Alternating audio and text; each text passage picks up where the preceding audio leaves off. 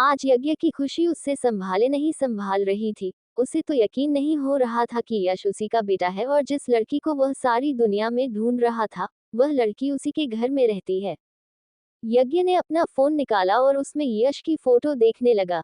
यज्ञ अपने फोन की स्क्रीन को स्क्रॉल कर रहा था और तभी उसके सामने यामिनी की फोटो आ गई, जिसे देखकर यज्ञ हल्के गुस्से में बोला, अंडस्को, तुझे तो मैं छोड़ूंगा नहीं, अब तुम मेरा असली रूप देखोगी। मैंने तुम्हारी जान ना खाई तो मेरा नाम भी यज्ञ दीवान नहीं।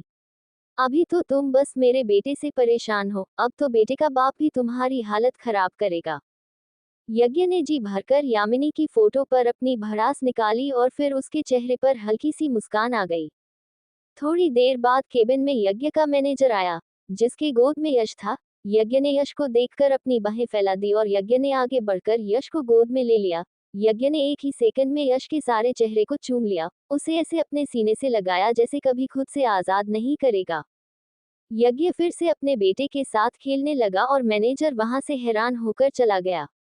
वहीं दूसरी तरफ डॉक्टर सुनीता टाइगर के साथ आना नहीं चाहती थी क्योंकि उसे धनंजय का बिहेवियर बिल्कुल पसंद नहीं था, लेकिन टाइगर भी धनंजय का ही बॉडीगार्ड था। टाइगर गन पॉइंट पर सुनीता को वहां ले आया। डॉक्टर सुनीता धरा का चेकअप कर रही थी। डॉक्टर सुनीता ने धरा को एक इंजेक्शन दे दिया और फिर धनंजय की तरफ देखकर बोली, अंडस्को, मिस्टर दीवान, मैंने पहले भी कहा था, अब भी कह रही हूँ, इस लड़की को प्यार की बहुत ज्यादा जरूरत है वरना ये डिप्रेशन में चली जाएगी। उद्धरण चिन्ह। धनंजय कुछ नहीं बोला, वह तो बस धरा को देख रहा था। डॉक्टर सुनीता कुछ कहती उससे पहले ही देव ने डॉक्टर का हाथ पकड़ा और उसे उस कमरे से बाहर ले जाता हुआ बोला, अंडस्को, वह समझ गया है, मैं उसे समझा दूंगा, आप बस ये बताइए धरा को होश कब आएगा। डॉक्टर ने कहा, अंडस्को, शाम तक होश आ जाएगा, लेकिन मैं सच कहती हूँ धरा अगर ऐसे ही डरती रही, ऐसे ही उसे पैनिक अटैक आते रहे तो वह डिप्रेशन में चली जाएगी, फिर आप कुछ नहीं कर पाएंगे, तो बेहतर होगा धरा को प्यार कीजिए, उसे एक सिक्योर जोन में रखिए, वरना वह धीरे धीरे अपना आपा खो देगी, पागल भी हो सकती है। कोशिश कीजिए कि उसे अपना पास्ट याद ही ना आए और वह अपने फ्यूचर के बारे में सोचे। देव ने हाथ जोड़कर कहा, अंडस्को, जी मैं ध्यान रखूंगा, अब आप चले जाए। देव ने फिर टाइगर को देखकर इशारा किया और टाइगर डॉक्टर सुनीता को लेकर वहां से चला गया। डॉक्टर के जाते ही देव चेयर पर बैठते हुए बोला, अंडस्को, अरे कुछ नहीं होगा उसे, मेरे होते हुए तो बिल्कुल नहीं, लेकिन धनंजय के सामने धरा की कंडीशन लानी भी तो जरूरी है, तभी तो धनंजय को धरा से प्यार होगा। वहीं दूसरी तरफ अंगद अपने केबिन में काम कर रहा था और तभी उसका केबिन का गेट नॉक हुआ। अंगद ने अंदर आने का इशारा किया तो ड्राइवर लंच लेकर अंगद के केबिन में आ गया। अंगद ने ड्राइवर के हाथ में लंच देखा तो उसके चेहरे पर गुस्सा उभर आया। अंगद ने गुस्से में कहा, अंडस्को, अनिका क्यों नहीं आई। ड्राइवर ने कहा, अंडस्को, पता नहीं सर, बस उन्होंने कहा कि मैं ये लंच लेकर चला जाऊं और मैं ये लंच लेकर आ गया।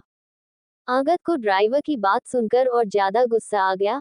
अंगद ने चिल्लाकर कहा, अंडस्को, इस लंच को वापस लेकर जाओ और अनिका को देकर कहना वह खुद लेकर आए। ड्राइवर ने अंगद की बात सुनी तो अंदर तक सहम गया।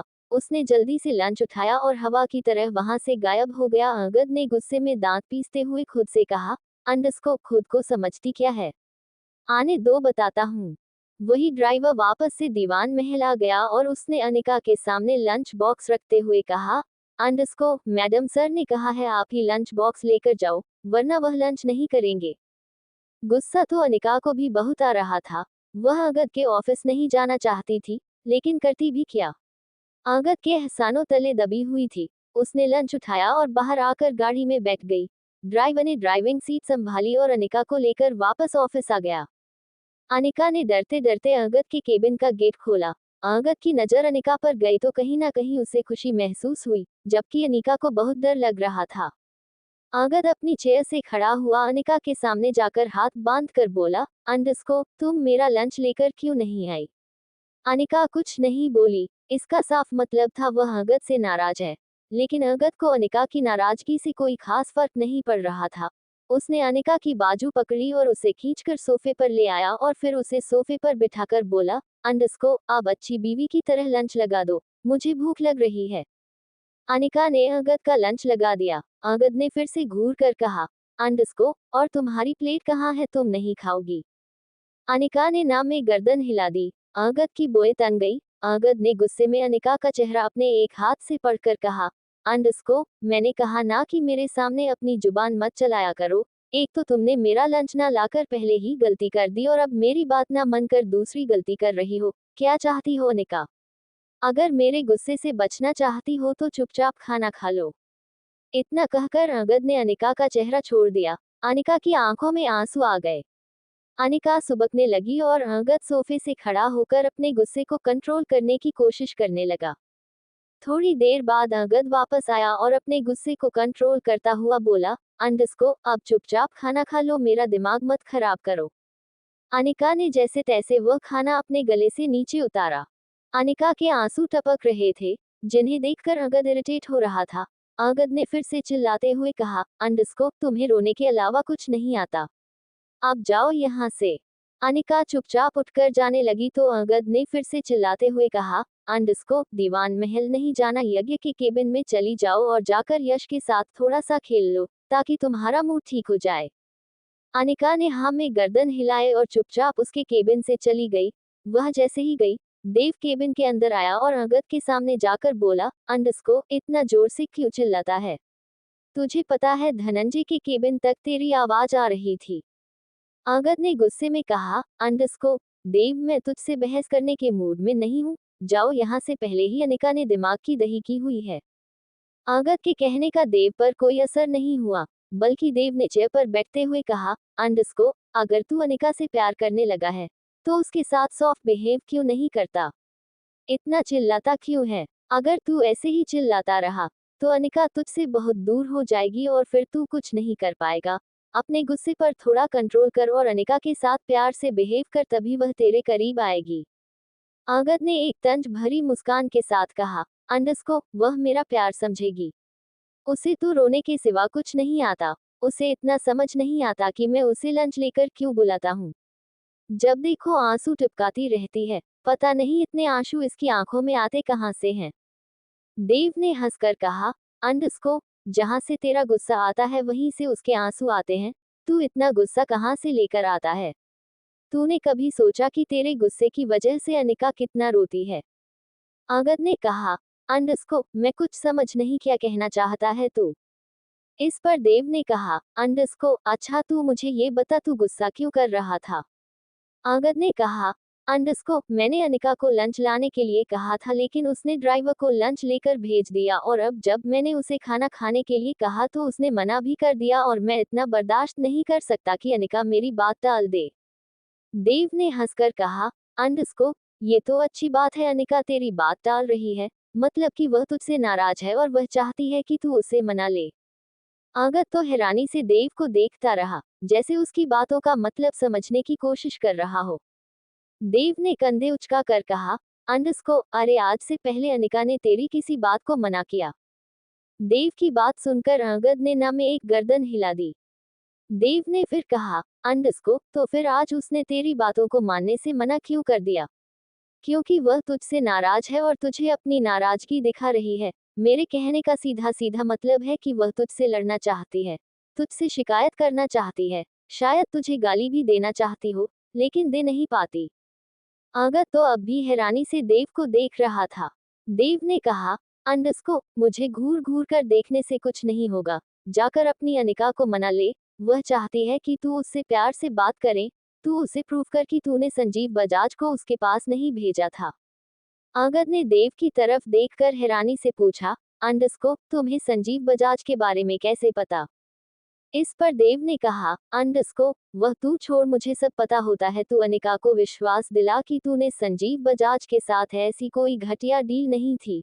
जब तक वह तुझ पर विश्वास नहीं करेगी, तब तक तेरे और उसके बीच की दूरियां खत्म नहीं होगी। अब खड़ा होकर मेरा मुंह मत ताड़, जा अनिका को मना ले। देव की बात सुनकर अंगद बाहर की तरफ जाने लगा, लेकिन फिर कुछ सोचकर वापस आया और बोला, आप जब इतनी सारी बातें बता ही दी हैं, तो ये भी बता दे कि मैं उसे कैसे मनाऊं। इस पर देव ने कहा, जैसे तेरे कांड है ना, मुझे नहीं लगता कि वह तुझसे आसानी से मान जाएगी, लेकिन तुझे कोशिश करते रहना चाहिए। तू एक काम कर, अनिका को शॉपिंग पर ले जा, बाहर डिनर करो, घूमो फिरो, अनिका को अपने साथ कंफर्ट महसूस करा, तो शायद अनिका धीरे धीरे तुम्हारे प्यार को समझने लगे। अंगद को देव की बात सही लग रही थी। अंगद बाहर की तरफ जाने लगा तो देव ने उसे रोकते हुए कहा, अंडस्को, गुस्सा मत करना, सिचुएशन जो भी हो गुस्सा मत करना। अगर तुम गुस्सा करोगे तो अनिका को खो दोगे और फिर चाह कर भी अनिका से तुम्हारी दूरियां खत्म नहीं होगी। अंगद वहां से चला गया और सीधा यज्ञ के केबिन में आया। अनिका यज्ञ के केबिन में यश के साथ खेल रही थी और यज्ञ केबिन में नहीं था। अंगद की नजर अनिका पर ही ठहर गई। अनिका ने यश को गोद में लिया हुआ था और इधर उधर चक्कर लगा रही थी और यश भी अनिका के साथ खुश नजर आ रहा था। दोनों को ऐसे देखकर अंगद को भी अच्छा लग रहा था। अंगद ने ध्यान से अनिका को देखा तो साफ पता चल रहा था कि वह कितना रोई है। अंगद को अब खुद पर गुस्सा आ रहा था कि उसने अनिका की नाराजगी नहीं समझी और अपना गुस्सा उस पर उतार दिया, लेकिन फिलहाल वह अनिका को मनाने के लिए आ गया था। अंगद केबिन के गेट से खड़ा हुआ, अनिका को देख रहा था। थोड़ी देर अनिका ने यश को गोद में झुलाया तो यश सो गया। अनिका ने यज्ञ के केबिन में रखे हुए झूले में यश को लेट दिया और तभी उसकी नजर अंगद पर गई, जो केबिन के दरवाजे पर ही खड़ा था। अनिका ने एक बार फिर अंगद की तरफ देखा, फिर मुंह फेर लिया, लेकिन इस बार अंगद के चेहरे पर हल्की सी मुस्कान आ गई, क्योंकि वह समझ गया था कि अनिका उससे नाराज है। अंगद थोड़ा सा अनिका के करीब गया तो अनिका पीछे हट गई। अंगद के चेहरे की मुस्कुराहट और ज्यादा बढ़ गई। अंगद धीरे धीरे अनिका की तरफ बढ़ने लगा और अनिका का पीछे हटती रही। अनिका ने ध्यान नहीं दिया और वह सीधा यज्ञ की में चेयर पर जाकर लगी और अगले ही पल वो यज्ञ की चेयर पर बैठ गई। अंगद ने अपने दोनों हाथ चेयर के हैंडल पर रख लिए और हल्का सा अनिका की तरफ झुक गया। अनिका ने अब भी अपना मुंह अंगद की तरफ से फेर लिया। अनिका के चेहरे पर हल्का सा गुस्सा दिखाई दे रहा था, जिसे देखकर अंगद को कहीं ना कहीं अच्छा लग रहा था।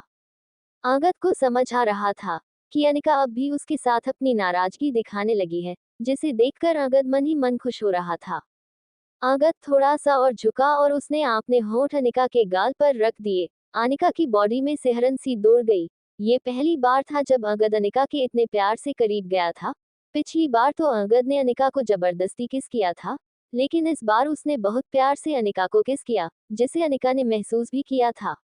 अनिका की सांसें अटक गई थी। अंगद ने धीरे से अनिका के कान में कहा, अंडस्को, अब ये बीवियों वाले नखरे मत करो, चलो शॉपिंग करने चलते हैं। लेकिन अनिका ने कोई रिएक्ट नहीं किया। उसे समझ ही नहीं आ रहा था कि वह कैसे रिएक्ट करे। अंगद ने अपना गला अनिका के गाल पर रखा था, हल्का हल्का रब करते हुए कहा, अंडस्को, चलो ना, अब चलते हैं शॉपिंग करने, क्यों नखरे दिखा रही हो? मुझे गुस्सा आ गया क्योंकि तुम मेरे लंच लेकर नहीं आई। तभी केबिन का गेट खुला। अनिका ने हड़बड़ाहट में अंगद के सीने पर हाथ रखकर उसे धक्का दे दिया। अंगद अनिका के धक्के के लिए तैयार नहीं था, इसलिए 4 कदम पीछे हट गया। केबिन का गेट यज्ञ ने खोला था। यज्ञ ने अपनी चेयर पर अनिका को देखा तो उसे गुस्सा आ गया।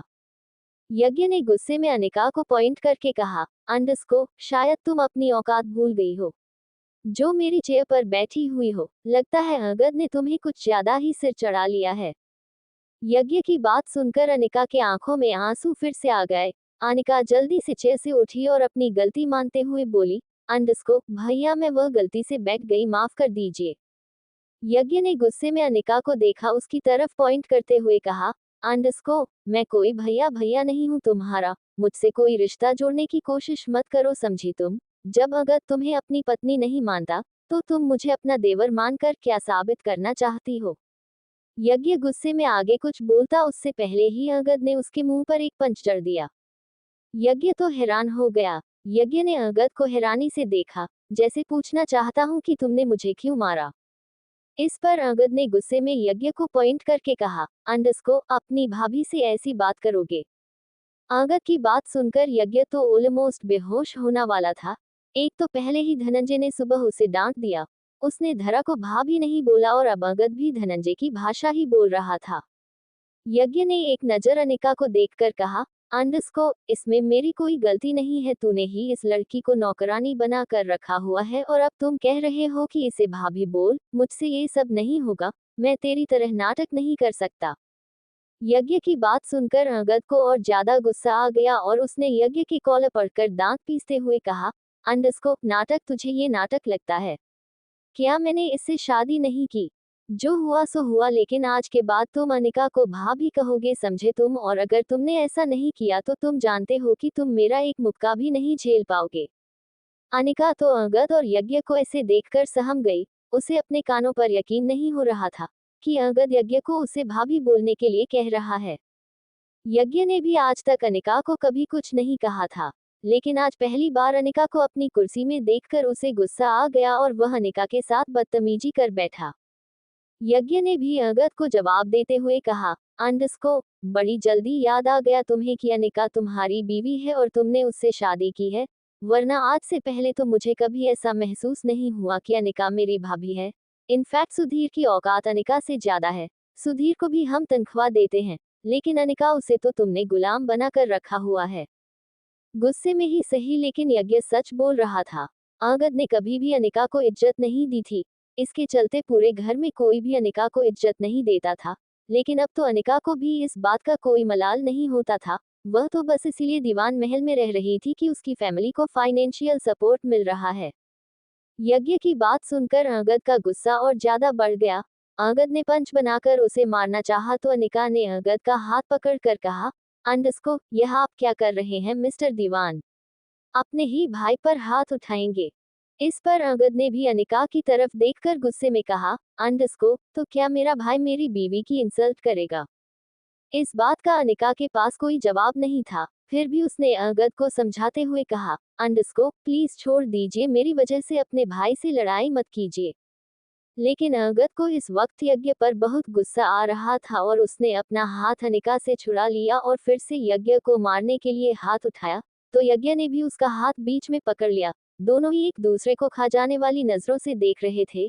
ये पहली बार था जब दोनों के बीच आर्ग्यूमेंट हुई थी, वरना तो दोनों ही एक दूसरे पर जान छिड़कते थे। दोनों एक दूसरे को गुस्से में देख रहे थे और तभी केबिन का गेट खुला। सामने धनंजय खड़ा था। धनंजय ने जब अपने दोनों छोटे भाइयों को ऐसे लड़ते हुए देखा तो उसकी बोएं तन गई।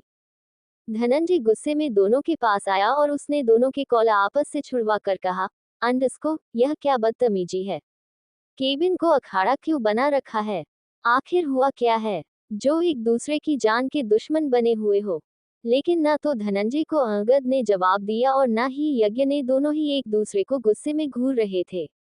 धनंजय ने फिर अनिका की तरफ देखा, जैसे उससे पूछना चाहता हो, लेकिन अनिका ने अपना सिर झुका लिया। उसके पास जवाब ही नहीं था। वह धनंजय को क्या कहती? अनिका के आंसू धनंजय से छुपे नहीं, फिर भी वह अपने आंसू कंट्रोल करने की कोशिश कर रही थी।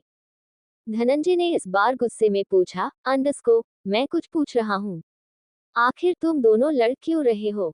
इस पर यज्ञ ने कहा, अंडस्को, खुद ही अनिका को घर की नौकरानी बनाकर रखा हुआ है और मैंने कुछ कह दिया तो इसकी सुलग गई। धनंजय ने फिर अंगद को देखकर कहा, अंडस्को, आखिर हुआ क्या है? मुझे बताओगे या मैं तुम दोनों को इस ऑफिस से उठकर बाहर फेंकूं? अंगद ने कहा, अंडस्को, अनिका गलती से इसकी चेयर पर क्या बैठ गई? यह अनिका को औकात याद दिलाने लग गया, जबकि अनिका इसे भाई बोलकर सॉरी भी बोल रही थी। इतनी भी तमीज नहीं है कि अपनी बड़ी भाभी से ऐसी बात नहीं करते। धनंजय ने यज्ञ की तरफ देखा। यज्ञ ने अपनी सफाई देते हुए कहा, अंडस्को, मैं क्या गलत कह रहा हूँ भैया? इसी ने तो अनिका को घर में नौकर से ज्यादा कुछ नहीं समझा। अरे अनिका को नौकर कहना भी अनिका की इज्जत करने जैसा है। अनिका तो हमारे घर में एक गुलाम की तरह है जो इस महाशय का गुस्सा झेलती है, और यह खुद पूरा दिन का गुस्सा एक सेकंड में अनिका पर निकाल देता है। यज्ञ के ऐसा बोलने से अंगद फिर से यज्ञ की तरफ बढ़ने लगा, तो धनंजय ने उसे पकड़ते हुए कहा, अंडस्को, गलती तुम्हारी ही है। तुमने ही अनिका को थोड़ी भी इज्जत नहीं दी, जिसके चलते उसे कोई भी कुछ भी कह देता है। तुमने अनिका को थोड़ा सा सम्मान दिया होता तो आज हालात कुछ और होते। तुम दोनों आपस में ऐसे लड़ नहीं रहे होते। धनंजय की बात सुनकर अंगद शांत हो गया, क्योंकि कहीं ना कहीं धनंजय सच कह रहा था। लेकिन धनंजय जब से धरा से प्यार करने लगा तब से ही उसे रिश्तों की समझ आने लगी, वरना पहले तो धनंजय भी अंगद जैसा ही था। धनंजय ने फिर यज्ञ को देखकर कहा, अंडस्को, और तुम्हें नहीं लगता कि तुम्हारी जुबान को ज्यादा ही चलती है? अंगद अपनी बीवी को जैसे भी रखता हो, वह उन दोनों का पर्सनल मैटर है। तुम कौन होते हो अंगद की बीवी को नौकरानी का किताब देने वाले? आज के बाद मैं तुम्हारे मुंह से अनिका के बारे में कुछ भी सुना तो अंगद तुम्हारी हड्डियां बाद में तोड़ेगा। मैं पहले तोड़ दूंगा। आज के बाद तुम अनिका को भाभी कहोगे, चाहे इनका रिश्ता कितना भी दूर जाए, लेकिन तुम्हारी नजरों में अनिका की इज्जत एक भाभी जितनी होनी चाहिए। और रही बात तुम्हारी इस चेयर पर बैठने की, तो अनिका कोई गैर नहीं है। जो तुम्हारी चेयर पर नहीं बैठ सकती। धनंजय ने फिर अनिका की तरफ देखकर कहा, अंडस्को, और तुम्हें क्या बस आंसू टपकाने आते हैं क्या? अपने हक के लिए लड़ नहीं सकती? यज्ञ तुम्हारा देवर लगता है, क्या तुम यज्ञ के मुंह पर बोल नहीं सकती कि वह तुमसे कैसे बात कर रहा है? अंगद ने तुम्हें इज्जत नहीं दी और तुमने अंगद का हर अत्याचार सह लिया, खुद के लिए आवाज नहीं उठाओगी तो ऐसे ही रोती रहोगी, कोई कुछ भी कहकर चला जाएगा। उम्मीद करता हूँ आज के बाद जवाब दोगी। चुप रहना प्रॉब्लम का सॉल्यूशन नहीं होता, तुम भी बिल्कुल धरा जैसी हो, दोनों को बस रोना आता है। थोड़ी सी हिम्मत करके अपने लिए लड़ती तो हम भाई तुम पर हावी नहीं होते। ये पहली बार था जब धनंजय ने गुस्से में ही सही लेकिन अनिका को समझाया था, वरना आज से पहले तो धनंजय ने अनिका की तरफ देखा भी नहीं था। धनंजय ने फिर यज्ञ की तरफ देखकर कहा, अंडस्को, अब मेरा मुंह मत देख, अनिका से माफी मांगो। ये सुनकर यज्ञ की बोएं तन गई। धनंजय ने यज्ञ के बोलने से पहले ही यज्ञ को उंगली दिखाकर कहा, अंडस्को, जो कह रहा हूँ वह करो चुपचाप, अनिका से माफी मांगो, वरना मुझसे बुरा कोई नहीं होगा। मैं तुम्हें अंगद से माफी मांगने के लिए नहीं कह रहा, क्योंकि मैं जानता हूँ जितनी गलती तुम्हारी है उतनी ही अंगद की भी है। लेकिन अनिका, तुम्हें उसे कुछ नहीं कहना चाहिए था। अपनी सोच को बदलो यज्ञ और चुपचाप अनिका से माफी मांगो, वरना तुम जानते हो जब मुझे गुस्सा आता है तो कुछ दिखाई नहीं देता। यज्ञ एक बार अनिका को देखता और एक बार धनंजय को। यज्ञ का एटीट्यूड अनिका से माफी मांगने के लिए मना कर रहा था। यज्ञ धनंजय को बहुत प्यार करता था और उसकी इज्जत भी करता था, वह धनंजय को नाराज भी नहीं कर सकता था। यज्ञ ने हिम्मत करते हुए धीरे से कहा, अंडस्को, वह मैं। यज्ञ ने इतना ही कहा था कि अनिका ने कहा, अंडस्को, नहीं नहीं, आप मुझसे माफी मत मांगिए, कोई बात नहीं, मुझे खास फर्क नहीं पड़ता। अनिका ने यह बात बहुत सरल तरीके से कह दी थी, लेकिन इसके पीछे का छुपा हुआ दर्द अंगद से छुपा हुआ नहीं था। अंगद समझ रहा था कि अनिका ने दीवान महल में बहुत कुछ सहा था, जिसके चलते उसे अब ज्यादातर बातों का फर्क नहीं पड़ता था। अनिका की बात सुनकर यज्ञ ने धनंजय की तरफ देखा तो धनंजय ने फिर से गुस्से में कहा, अंडस्को, वह उसका बड़प्पन है कि वह तुझे माफी नहीं मंगवाना चाहती, लेकिन तेरे अंदर खुद में अक्ल होनी चाहिए। अनिका रिश्ते में तुम्हारी भाभी है, तो बेहतर होगा कि तुम अनिका से माफी मांगो। इस बार यज्ञ ने अपने आप को अच्छे से तैयार किया और अनिका को देखकर बोला, अंडस्को, आई एम सॉरी भाभी, मुझे आपसे बदतमीजी नहीं करनी चाहिए थी। यज्ञ ने अनिका को सॉरी तो बोल दिया, लेकिन यह इतनी सी बात बोलने के लिए उसे बहुत ज्यादा हिम्मत करनी पड़ी। धनंजय ने फिर अंगद को देखकर कहा, अंडस्को, अनिका को लेकर यहाँ से जाओ, और आज के बाद मैं तुम्हें भी अनिका को टॉर्चर करते हुए देखा तो तुम्हारी भी खाल उधेड़ दूंगा। अंगद और यज्ञ दोनों ही अपने बदले हुए भाई को देखकर हैरान थे। दोनों ही कहीं ना कहीं समझ भी रहे थे कि यह सब धरा की वजह से हुआ है। धरा धनंजय को बदल रही है और काफी हद तक ये बात सच भी थी।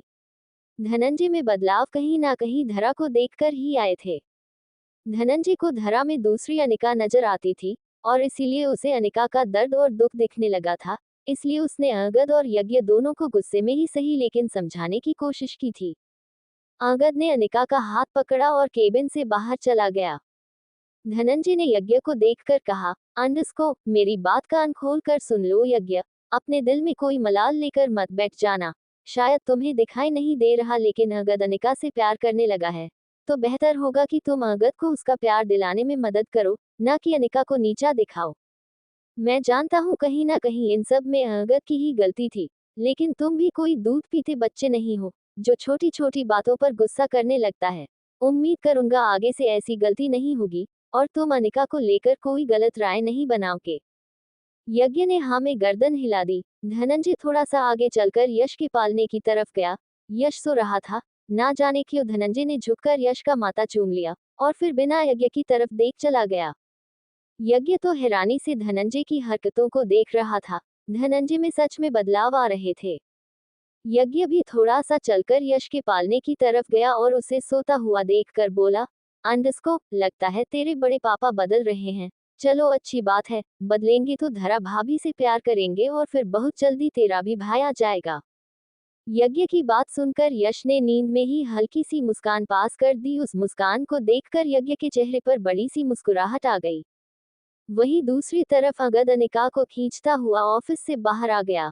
अंगद ने अनिका को गाड़ी में बैठाया और खुद ड्राइविंग सीट पर बैठ गया। और अगले ही पल अंगद की गाड़ी हवा में दौड़ने लगी।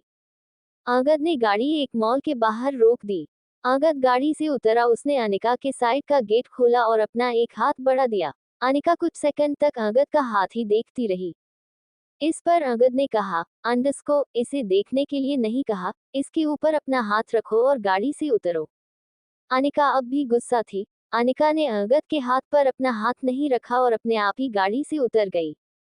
अंगद ने जोर से गाड़ी का गेट बंद किया तो अनिका ने डर के मारे अपनी दोनों आंखें बंद कर ली। अंगद गुस्से में माल के अंदर चला गया और अनिका भी पीछे पीछे चली गई। अंगद आगे आगे चल रहा था और खुद में ही बड़बड़ा रहा था, पता नहीं खुद को क्या समझती है। देव ने भी मुझे कहाँ फंसा दिया, यह मानने वाली नहीं है, इसे तो गुस्से की भाषा ही समझ आती है। इतने प्यार से मैं हाथ बढ़ाया और इसने मेरा हाथ भी नहीं पकड़ा। अंगद गुस्से में एक लेडी स्टोर में चला गया। अनिका भी पीछे पीछे चली गई। अंगद ने फिर अनिका को देखकर कहा, अंडस्को, जो पसंद है खरीद लो। अनिका ने आसपास नजर घुमाई तो वहां बहुत एक्सपेंसिव ड्रेस थी, देखकर ही लग रहा था कि वह बहुत महंगी ड्रेस है। अनिका ने सवाल भरी नजरों से अंगद को देखा। अंगद ने एक नजर सेल्स गर्ल को देखकर कहा, अंडस्को, आप सब बाहर जाए। वह सारी लड़कियां उस शॉप से निकलकर बाहर खड़ी हो गई। अंगद ने एक सेल्स गर्ल को इशारा किया तो उसने उसे शॉप का गेट भी बंद कर दिया। अनिका तो हैरानी से ये सब होता हुआ देख रही थी। अंगद ने हल्के गुस्से में कहा, अंडस्को, क्या देख रही हो? यह मॉल हमारा है। अनिका अब और ज्यादा हैरान हो गई। उसे पता ही नहीं था कि अंगद इतना पैसे वाला है। उसने तो बस सुना था कि दीवान ब्रदर्स बहुत रिच है, लेकिन इतने रिच है उसे यह नहीं पता था। अंगद ने फिर कहा, अंडस्को, तुम्हारा हैरान होना खत्म हो गया हो तो मुझे बताओगे क्या प्रॉब्लम है? अनिका धीरे से बोली, अंडस्को, यहाँ बहुत महंगे कपड़े हैं, मेरे पास इतने पैसे नहीं है। ये सुनते ही अंगद ने चटाक से अपनी हथेली अपने माथे पर मार ली। ऐसा करने से चटाक की आवाज आई, जिसे सुनकर अनिका ने फिर से अपनी आंखें बंद कर ली। अंगद ने अनिका की तरफ देखकर कहा, अंडस्को, पहले मुझे लगा था कि मेरी शादी एक बेवकूफ लड़की से हुई है, लेकिन अब मुझे धीरे धीरे यकीन हो गया कि मेरी शादी सच में एक बेवकूफ लड़की से हुई है। ये सुनकर अनिका खुद पर शर्मिंदगी महसूस करने लगी और उसकी आंखों से फिर से आंसू टपकने लगे। अनिका को रोता हुआ देखकर अंगद ने अपनी मुठिया कस ली और अपने गुस्से को कंट्रोल करने लगा। अंगद को तभी देव की बात याद आई कि सिचुएशन जो भी हो, गुस्सा मत करना। अंगद ने जैसे तैसे अपने गुस्से को कंट्रोल किया और हाथ बढ़ाकर अनिका के गालों को छुआ। अनिका का गाल आंसुओं से भीग गया था, जिसकी वजह से अंगद का हाथ भी गीला हो गया। अंगद ने अनिका के आंसू पोंछते हुए कहा, अंडस्को, तुम्हें किसने कहा पैसे देने के लिए? तुम अंगद दीवान की बीवी हो और तुम्हारे पति के बाद बेशुमार दौलत है। तुम्हें कहीं भी पैसे देने की जरूरत नहीं है, समझी? अंगद ने अनिका के चेहरे को दोनों हाथों में भर लिया और झुककर उसके माथे को चूम लिया। इस एहसास से अनिका की आंखें बंद हो गई। अंगद ने फिर से अनिका के एक गाल को चूम लिया। अंगद ने अनिका के दूसरे गाल को भी चूम लिया। अनिका की बॉडी में सिहरन सी दौड़ गई। अनिका ने आंखें बंद की हुई थी और अंगद अनिका के मासूम से चेहरे को देख रहा था। अंगद धीरे धीरे अनिका के होठों की तरह बढ़ने लगा। अनिका ने तो अभी कसकर अपनी आंखें बंद की हुई थी। उसके दिल में तो हलचल हो रही थी, उसे तो यकीन नहीं हो रहा था कि अंगद उसे धीरे धीरे अपना रहा है। और तभी वक्त रुक गया। वही देव जो कि अंगद के केबिन में अकेला बैठा था, अपने एंड्रॉयड मोबाइल में ये सारी हरकतें देख रहा था। देव ने हंसकर कहा, अंडस्को, अरे अनिका, तुम तो अंगद के बहकावे में जल्दी आ गई। नहीं नहीं, तुम दोनों की लव स्टोरी इतनी जल्दी ट्रैक पर नहीं आएगी। आखिर अंगद को अपना गुस्सा पूरी तरह से कंट्रोल करना होगा और अगर वह ऐसे ही गुस्सा करता रहा तो तुम्हें ठीक से प्यार नहीं कर पाएगा। तभी देव ने चुटकी बजाई और उसके सामने श्वेत परी आ गई। श्वेत परी ने देव को देखकर कहा, अंडस्को, बताए महाराज मुझे क्यों बुलाया है? इस पर देव ने कहा, अंडस्को, अरे तुम इतना भड़कती क्यों हो? प्यार से भी तो बोल सकती हो। इस पर श्वेत परी ने कहा, अंडस्को, तुम्हारे इन मीठी बातों का जादू रीडर पर होता है, मुझ पर नहीं, समझे? इसलिए बेहतर होगा ये बताओ कि तुमने मुझे क्यों बुलाया है, फालतू की बातें मत करो। देव ने हंसकर कहा, अंडस्को, पता है श्वेत परी, तुम इतनी चिड़चिड़ी क्यों रहती हो? क्योंकि तुम्हारी जिंदगी में प्यार नहीं है। तुम भी किसी हैंडसम से देव को पटा लो, फिर देखो तुम्हारे चेहरे पर कितनी बड़ी मुस्कुराहट आती है। इस पर श्वेत परी ने कहा, अंडस्को, तुम मेरी टेंशन मत लो। मैं परीलोक में किसी न किसी को ढूंढ लूंगी, तुम अपनी टेंशन लो और ये बताओ मुझे यहाँ क्यों बुलाया है। देव ने कहा, अंडस्को, वह क्या है ना, अनिका और अगद की लव स्टोरी ट्रैक पर आ रही है। श्वेत परी ने कहा, अंडस्को, तो यह अच्छी बात है, तुम्हारा काम कम हो रहा है। अगद ने कहा, अंडस्को, तुम समझी नहीं श्वेत परी, अगर ऐसे ही ट्रैक पर आई तो अगद कभी अपना गुस्सा कंट्रोल नहीं कर पाएगा, बल्कि जब उसका मन करेगा वह अनिका पर गुस्सा करेगा और जब उसका मन करेगा वह अनिका से प्यार करेगा, जबकि मैं चाहता हूँ कि वह अनिका से सिर्फ प्यार करे, गुस्सा नहीं, और यही सब करने के लिए मुझे तुम्हारी मदद की जरूरत है। मैं क्या मदद कर सकती हूँ? श्वेत परी ने हाथ बांध कर बोला। देव ने उसे कुछ कहा और श्वेत परी की आंखें फैल गई। श्वेत परी बोली, अंडस्को, मैं ऐसी घटिया हरकतें नहीं करती। देव ने कहा, अंडस्को, लेकिन तुम्हारी ऐसी घटिया हरकत करने से उन दोनों के बीच की बाइंडिंग और ज्यादा स्ट्रांग होगी। श्वेत परी ने कहा, अंडस्को, एक काम करती हूँ, मैं तुम्हारे लिए महारानी से परमिशन ले आती हूँ और तुम ही यह गंदा काम कर लो, क्योंकि मैं तो ये काम करूंगी नहीं। देव ने कहा, अंडस्को, मैं 25 सेकंड तक वक्त को रोक लिया है, इससे ज्यादा नहीं रोक पाऊंगा, तुम जाओगी आओगी 1 मिनट हो जाएगा, इसीलिए कह रहा हूँ तुम ही कर दो, वादा करता हूँ आज के बाद तुम्हें कभी ऐसा काम करने के लिए नहीं कहूंगा, प्लीज अभी जल्दी से जाओ और यह काम कर दो, मैं वक्त की रफ्तार छोड़ रहा हूँ। श्वेत परी बोली, अंडस्को, देव, मैं ऐसा काम नहीं करूंगी, समझे तुम, मैं जा रही हूँ। देव ने कहा, अंडस्को, सुना है तुम्हारी भी एक मोहब्बत है। ये सुनकर श्वेत परी जो कि जाने वाली थी वह रुक गई, उसने हैरानी से पलटकर देव को देखा। देव ने कहा, अंडस्को, तुम्हारी लव स्टोरी में अभी टाइम है, इसीलिए कह रहा हूँ आज तुम मेरे काम आ जाओ, कल मैं तुम्हारे काम आ जाऊंगा। श्वेत परी के चेहरे का रंग उड़ गया था। श्वेतपुरी ने बिना किसी भाव के पूछा, अंडस्को, तुम मुझसे सौदा कर रहे हो? देव ने कहा, अंडस्को, इस सौदा नहीं, हेल्प करना कहते हैं, तुम मेरी हेल्प करो, मैं तुम्हारी हेल्प करता हूँ। श्वेत परी एकदम से शांत हो गई। जहां वह देव से हर बात पर बहस करती थी, वही श्वेत परी आज एक नॉर्मल लड़की की तरह खड़ी थी। देव श्वेत परी को उम्मीद भरी नजरों से देख रहा था। श्वेत परी ने कुछ सेकंड देव को देखा और बोली, अंडस्को, ठीक है, मैं तुम्हारी मदद करने के लिए तैयार हूँ, लेकिन आज के बाद तुम उस बारे में कोई जिक्र नहीं करोगे, मुझे तुम्हारी कोई मदद नहीं चाहिए। इतना कहकर श्वेत परी वहां से गायब हो गई। श्वेत परी के जाते ही देव ने चुटकी बजाई और वक्त चलने लगा। सारे रीडर देव की तरफ देख रहे थे, तो देव ने सारे रीडर को देखकर कहा, अंडस्को, अरे मुझसे पहले श्वेत परी धरती पर आई थी, किसी की मदद करने, और फिर ये भी प्यार के चक्कर में पड़ गई। खैर छोड़ो, इसकी लव स्टोरी में अभी टाइम है। वहीं दूसरी तरफ अगद अभी अनिका के होठों की तरफ झुक रहा था। अनिका ने भी अगद के प्यार को महसूस करके अपनी आंखें धीरे धीरे बंद कर दी। अगद का एक हाथ अनिका की कमर पर था और एक हाथ से वह अनिका के गालों को सहला रहा था। अगद और अनिका के बीच कुछ इंच का फासला रह गया था और तभी उस शॉप का गेट झटके से खुला और एक लड़की भागती हुई अंदर आई और आते के साथ ही अगद के गले लग गई। अगद के करीब किसी लड़की को देखकर अनिका की आंखों में फिर से पानी आ गया। अनिका ने तो अभी कुछ सेकंड पहले ही अगद के प्यार को महसूस करने की कोशिश की थी, वह कोशिश पूरी भी नहीं हुई कि उसका दिल टूट गया। वहीं अगद तो पूरी तरह से हैरान था, उसकी तो कांटेक्ट लिस्ट में भी किसी लड़की का नाम नहीं था और अचानक से ही कोई लड़की उसके गले पड़ी हुई थी। अगद ने हैरान होकर अनिका को देखा। अनिका की आंखों में पानी था और अगद के चेहरे पर एक अजीब सी हैरानी। दोनों की नजरें एक दूसरे से टकरा रही थी और तभी अगद अपनी सेंस में वापस आया और उसने अपने गले लगी हुई लड़की को झटकते हुए कहा, अंडस्को, कौन हो तुम? अगद के झटकने से वह लड़की 2 कदम पीछे हट गई। अगद उस लड़की को ऐसे देख रहा था जैसे जानता ही नहीं, और वह लड़की ऐसे देख रही थी जैसे अगद को बचपन से जानती है। वह लड़की अगद को मुस्कुराकर देखती रही। अगद ने गुस्से में उसे लड़की की बाजू पकड़कर हिलाते हुए कहा, अंडस्को, तुमसे पूछ रहा हूँ कौन हो तुम? इस पर उसे लड़की ने कहा, अंडस्को, अरे अगद, तुम मुझे भूल गए, मैं गौरी। अगद ने अब उस लड़की का हाथ छोड़ और सीधा अपना हाथ उस लड़की के जबड़े पर कस दिया और फिर सुलगती हुई आंखों से बोला, अंडस्को, कौन गौरी? किसकी गौरी? मैं किसी गौरी काली को नहीं जानता, तो बेहतर होगा कि मुझसे दूर रहो। मैं शादीशुदा हूँ और तुम जैसी लड़कियों को अच्छे से समझता हूँ। तुम जैसी लड़कियां बीवियों के सामने ड्रामा करती है और फिर बाद में ब्लैकमेल करके अच्छी खासी मोटी रकम हड़प लेती है। लेकिन मैं तुम्हारी इस फटीचर से प्लान में आने वाला नहीं हूँ। तो बेहतर होगा जिस पांव से आई थी उसी पांव से चली जाओ। इतना कहकर अंगद ने उसे लड़की को झटक दिया और गोरी सीधा फर्श पर जा गिरी। अंगद का दिमाग बहुत ज्यादा खराब हो गया, क्योंकि उसके एक मीठे से पल में गोरी ने आकर तहलका मचा दिया। अंगद ने अनिका की बाजू पकड़ी और खींचता हुआ उसे शॉप से बाहर आ गया।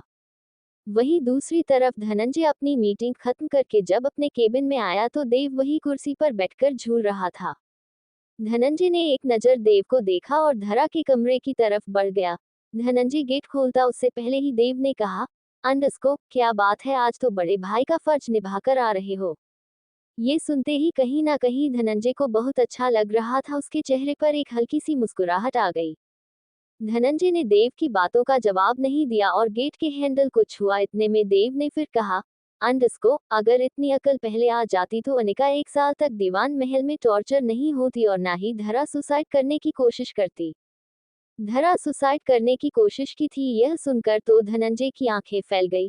धनंजय ने पलटकर देव को देखा और देव ने कंधे उचका कर कहा, अंडस्को, मुझे पता है तुम्हें मेरी बातों पर यकीन नहीं आएगा और ना ही तुम्हें पता कि धरा ने दीवान महल में सुसाइड करने की कोशिश की थी, लेकिन हमारे मामा श्री और तुम्हारे पिता श्री को सब कुछ पता है और वह यहाँ है नहीं।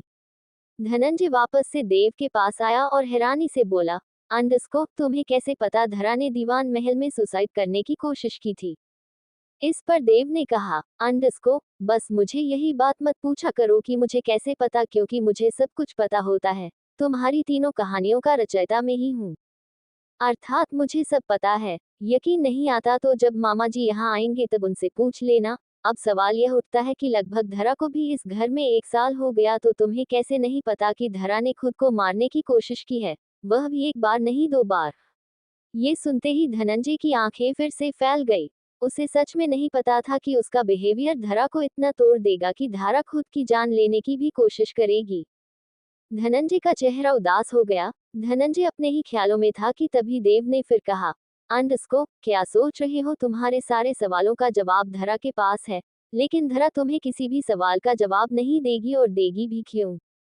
तुमने आज तक धरा के साथ प्यार से बिहेव नहीं किया। अगर थोड़ा सा प्यार धरा पर जताया होता तो धरा अपना दिल खोलकर तुम्हारे सामने रख देती। खैर छोड़ो, धीरे धीरे ही सही, लेकिन तुम्हें अकल तो आ रही है। धनंजय ने एक नजर देव को देखा और फिर कमरे में चला गया जहां पहले से ही धरा बेहोश लेटी हुई थी।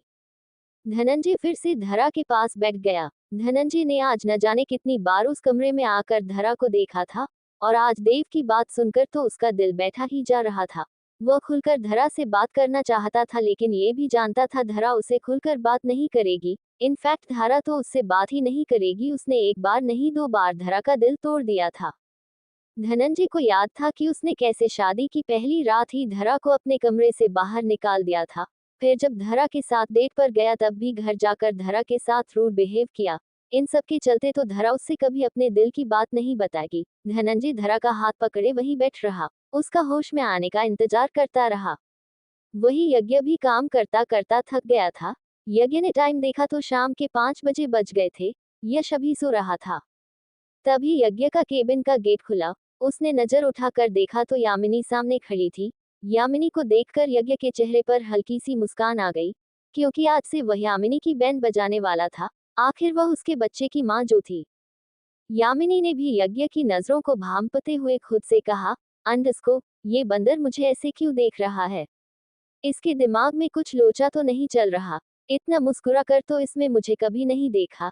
ऐसा तो नहीं यह अजगर मुझे लपेट कर मेरी जान निकाल देगा? मुझे ऐसा क्यों लग रहा है इसके दिमाग में जरूर कोई लंगूर गुलाटी मार रहा है। वही यज्ञ भी यामिनी को देखकर मन ही मन उसे गाली दे रहा था। आजा आजा चुड़ैल, आज तू जो सोच रही है वह बिल्कुल सही है। आज से तेरी बैंड बजनी शुरू। मैंने भी तू जैसी डायन को वश में ना किया तो मेरा नाम भी यज्ञ दीवान नहीं। यामिनी केबिन में आ गई और यश के झूले के पास गई। यामिनी ने देखा यश अब भी सो रहा था। यामिनी ने झुककर यश के माथे को चूम लिया और उसके चेहरे पर एक मीठी सी मुस्कुराहट आ गई। जैसे ही वह पलटी उसकी नजरें यज्ञ से टकराए। यज्ञ भी यामिनी की आंखों में ही देख रहा था। दोनों ही एक दूसरे की आंखों में देख रहे थे और दोनों ही एक दूसरे से बहुत कुछ कहना चाहते थे, लेकिन दोनों ही अपने एटीट्यूड के चलते किसी बात का खुलासा नहीं कर रहे थे।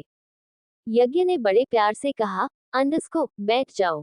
यामिनी को कुछ गड़बड़ तो लग रही थी, लेकिन फिर भी वह बैठ गई। यज्ञ ने फिर से प्यार से पूछा, अंडस्को कुछ खाओगी? यामिनी ने ना में गर्दन हिला दी। यामिनी ने मन ही मन कहा, अंडस्को आज ये बिच्छू शहद क्यों टपका रहा है? यज्ञ ने फिर से प्यार से कहा, अंडस्को देखो मुझे भूख लग रही है और मैं अपने लिए कुछ ऑर्डर कर रहा हूँ, अगर तुम्हें कुछ खाना है तो बता दो। भूख तो यामिनी को भी लग रही थी, लेकिन फिर भी उसने ना में गर्दन हिला दी और यज्ञ के चेहरे पर हल्की सी मुस्कान आई, जैसे वह यही चाहता था कि यामिनी उसे मना कर दे। यज्ञ ने अपना फोन लिया और कुछ ऑर्डर कर दिया। करीब आधे घंटे तक यामिनी सोफे पर ही बैठी हुई यज्ञ को निहारती रही और यज्ञ जिसका ध्यान लैपटॉप में कम और यामिनी में ज्यादा था, उसके चेहरे पर हल्की सी मुस्कान थी। थोड़ी देर बाद यज्ञ का केबिन का गेट नॉक हुआ।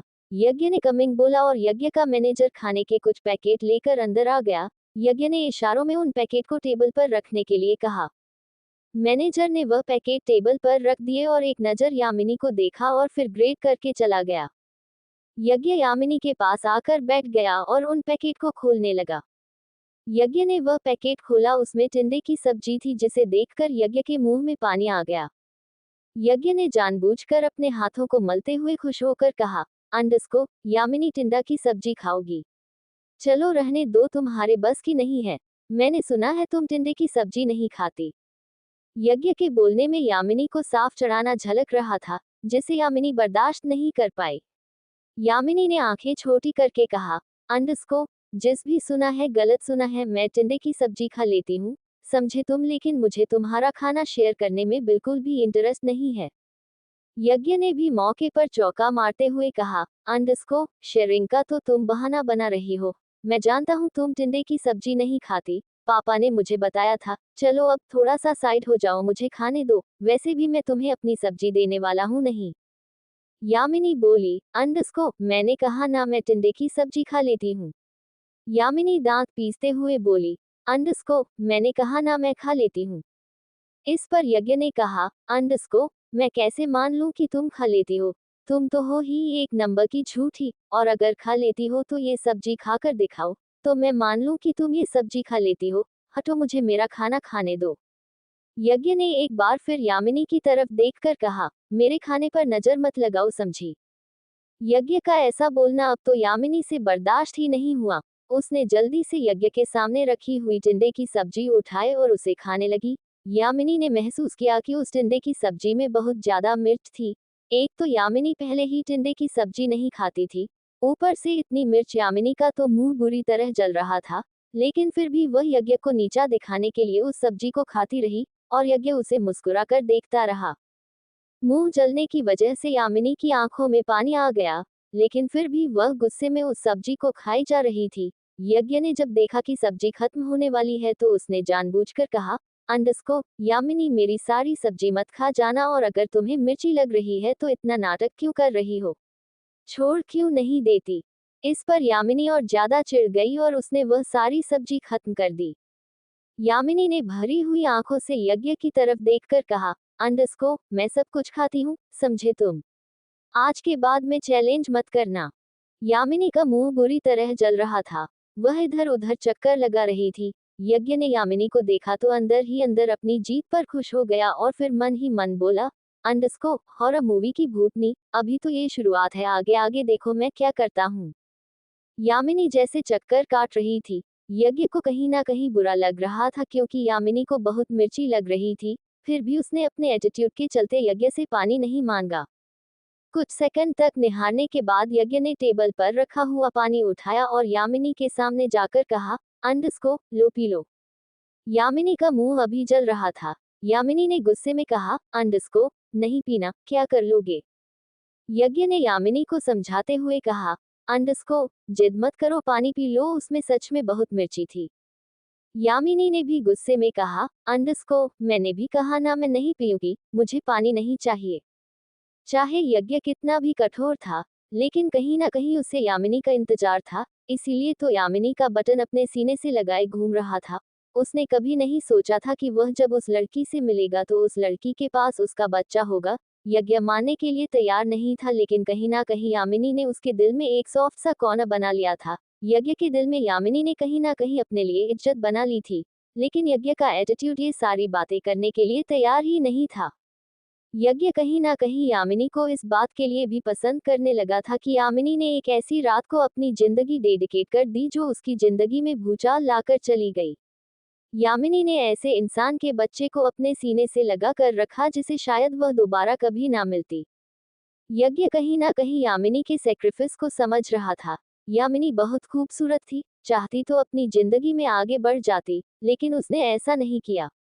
यज्ञ के दिमाग में यह सवाल भी घूम रहे थे कि आखिर यामिनी अपनी जिंदगी में आगे क्यों नहीं बढ़ी। वह चाहती तो उस रात को भूलकर शादी कर सकती थी, लेकिन उसने शादी न चुनकर उस बच्चे को कैरी करना चुना। यज्ञ ने एक बार फिर से यामिनी को पानी पिलाने की कोशिश की। यज्ञ ने कहा, अंडस्को, यामिनी पानी पी लो, लेकिन यामिनी ने इस बार भी आंसू भरी आंखों से यज्ञ को देखा और नामे गर्दन हिला दी। यज्ञ में इतना पेशेंस तो था नहीं, उसने बोतल को सोफे पर फेंक कर मारा और अगले ही पल यामिनी को कमर से पकड़कर खुद से सटा दिया और अगले ही सेकंड यामिनी के होठों पर अपने होंठ रख दिए। यामिनी पहले तो चटपटाने लगी, लेकिन उसके बाद उसकी भी आंखें धीरे धीरे बंद हो गई, क्योंकि यज्ञ की किस उसे सुकून दे रही थी। यामिनी ने आंखें बंद की तो यामिनी को उसके साथ बीते हुई वह रात याद आने लगी। यामिनी इस वक्त यज्ञ का प्यार महसूस कर रही थी। एक मीठी सी किस के बाद यज्ञ ने अपना माथा यामिनी के माथे से लगाकर कहा, अंडस्को, इतनी जिद्दी क्यों हो तुम? यामिनी धीरे से कहा, अंडस्को, आपने ये सब जानबूझकर किया ना? यज्ञ के चेहरे पर हल्की सी मुस्कुराहट आ गई। वह यामिनी से थोड़ा दूर हुआ और यामिनी के चेहरे को देखने लगा। यामिनी भी यज्ञ को ही देख रही थी। यज्ञ थोड़ी सी पकड़ यामिनी पर कसते हुए कहा, अंडस्को, अभी तो मैं और भी बहुत कुछ करूंगा और तुम कुछ नहीं कर पाओगी। आप मेरे साथ जबरदस्ती नहीं कर सकते, यामिनी ने भी गुस्से में कहा। यज्ञ यामिनी के गालों को सहलाते हुए बोला, अंडस्को, कर सकता हूँ, बिल्कुल कर सकता हूँ, इनफैक्ट करूंगा। आज तो तुमने छोटा सा नजराना देखा है, आगे आगे देखना मैं तुम्हारे साथ क्या करता हूँ। यामिनी ने पूछा, अंडस्को, मैंने ऐसा क्या किया है जो आप मेरे पीछे पड़े हुए हैं? दूर हो जाए मुझसे। लेकिन यज्ञ यामिनी से 1 इंच भी दूर नहीं हुआ। यज्ञ ने यामिनी को जवाब देते हुए कहा, अंडस्को, धीरे धीरे जान जाओगी कि मैं तुम्हारे साथ ऐसा क्यों कर रहा हूँ। या कह सकते हैं तुमने मेरे साथ क्या किया है।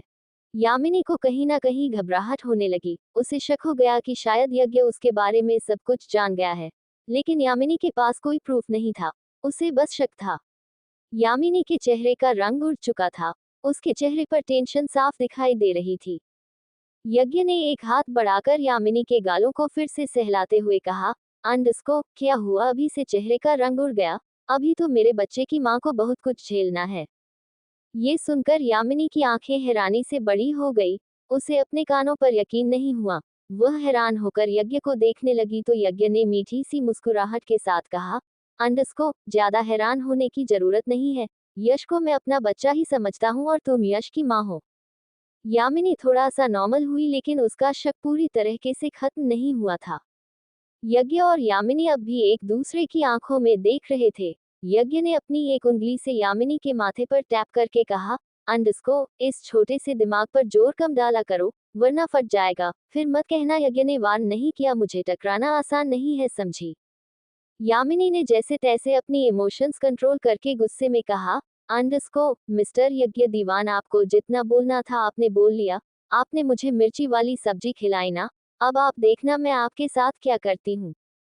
यज्ञ ने हल्का सा मुस्कुरा कर कहा, अंडस्को, अच्छा तो मेरे बच्चे की माँ क्या करेगी? मैं भी तो सुनो। यामिनी ने भी तंज भरी मुस्कान के साथ कहा, अंडस्को, जब करूंगी तब देख लेना, छोड़ेगी तो मैं भी आपको नहीं।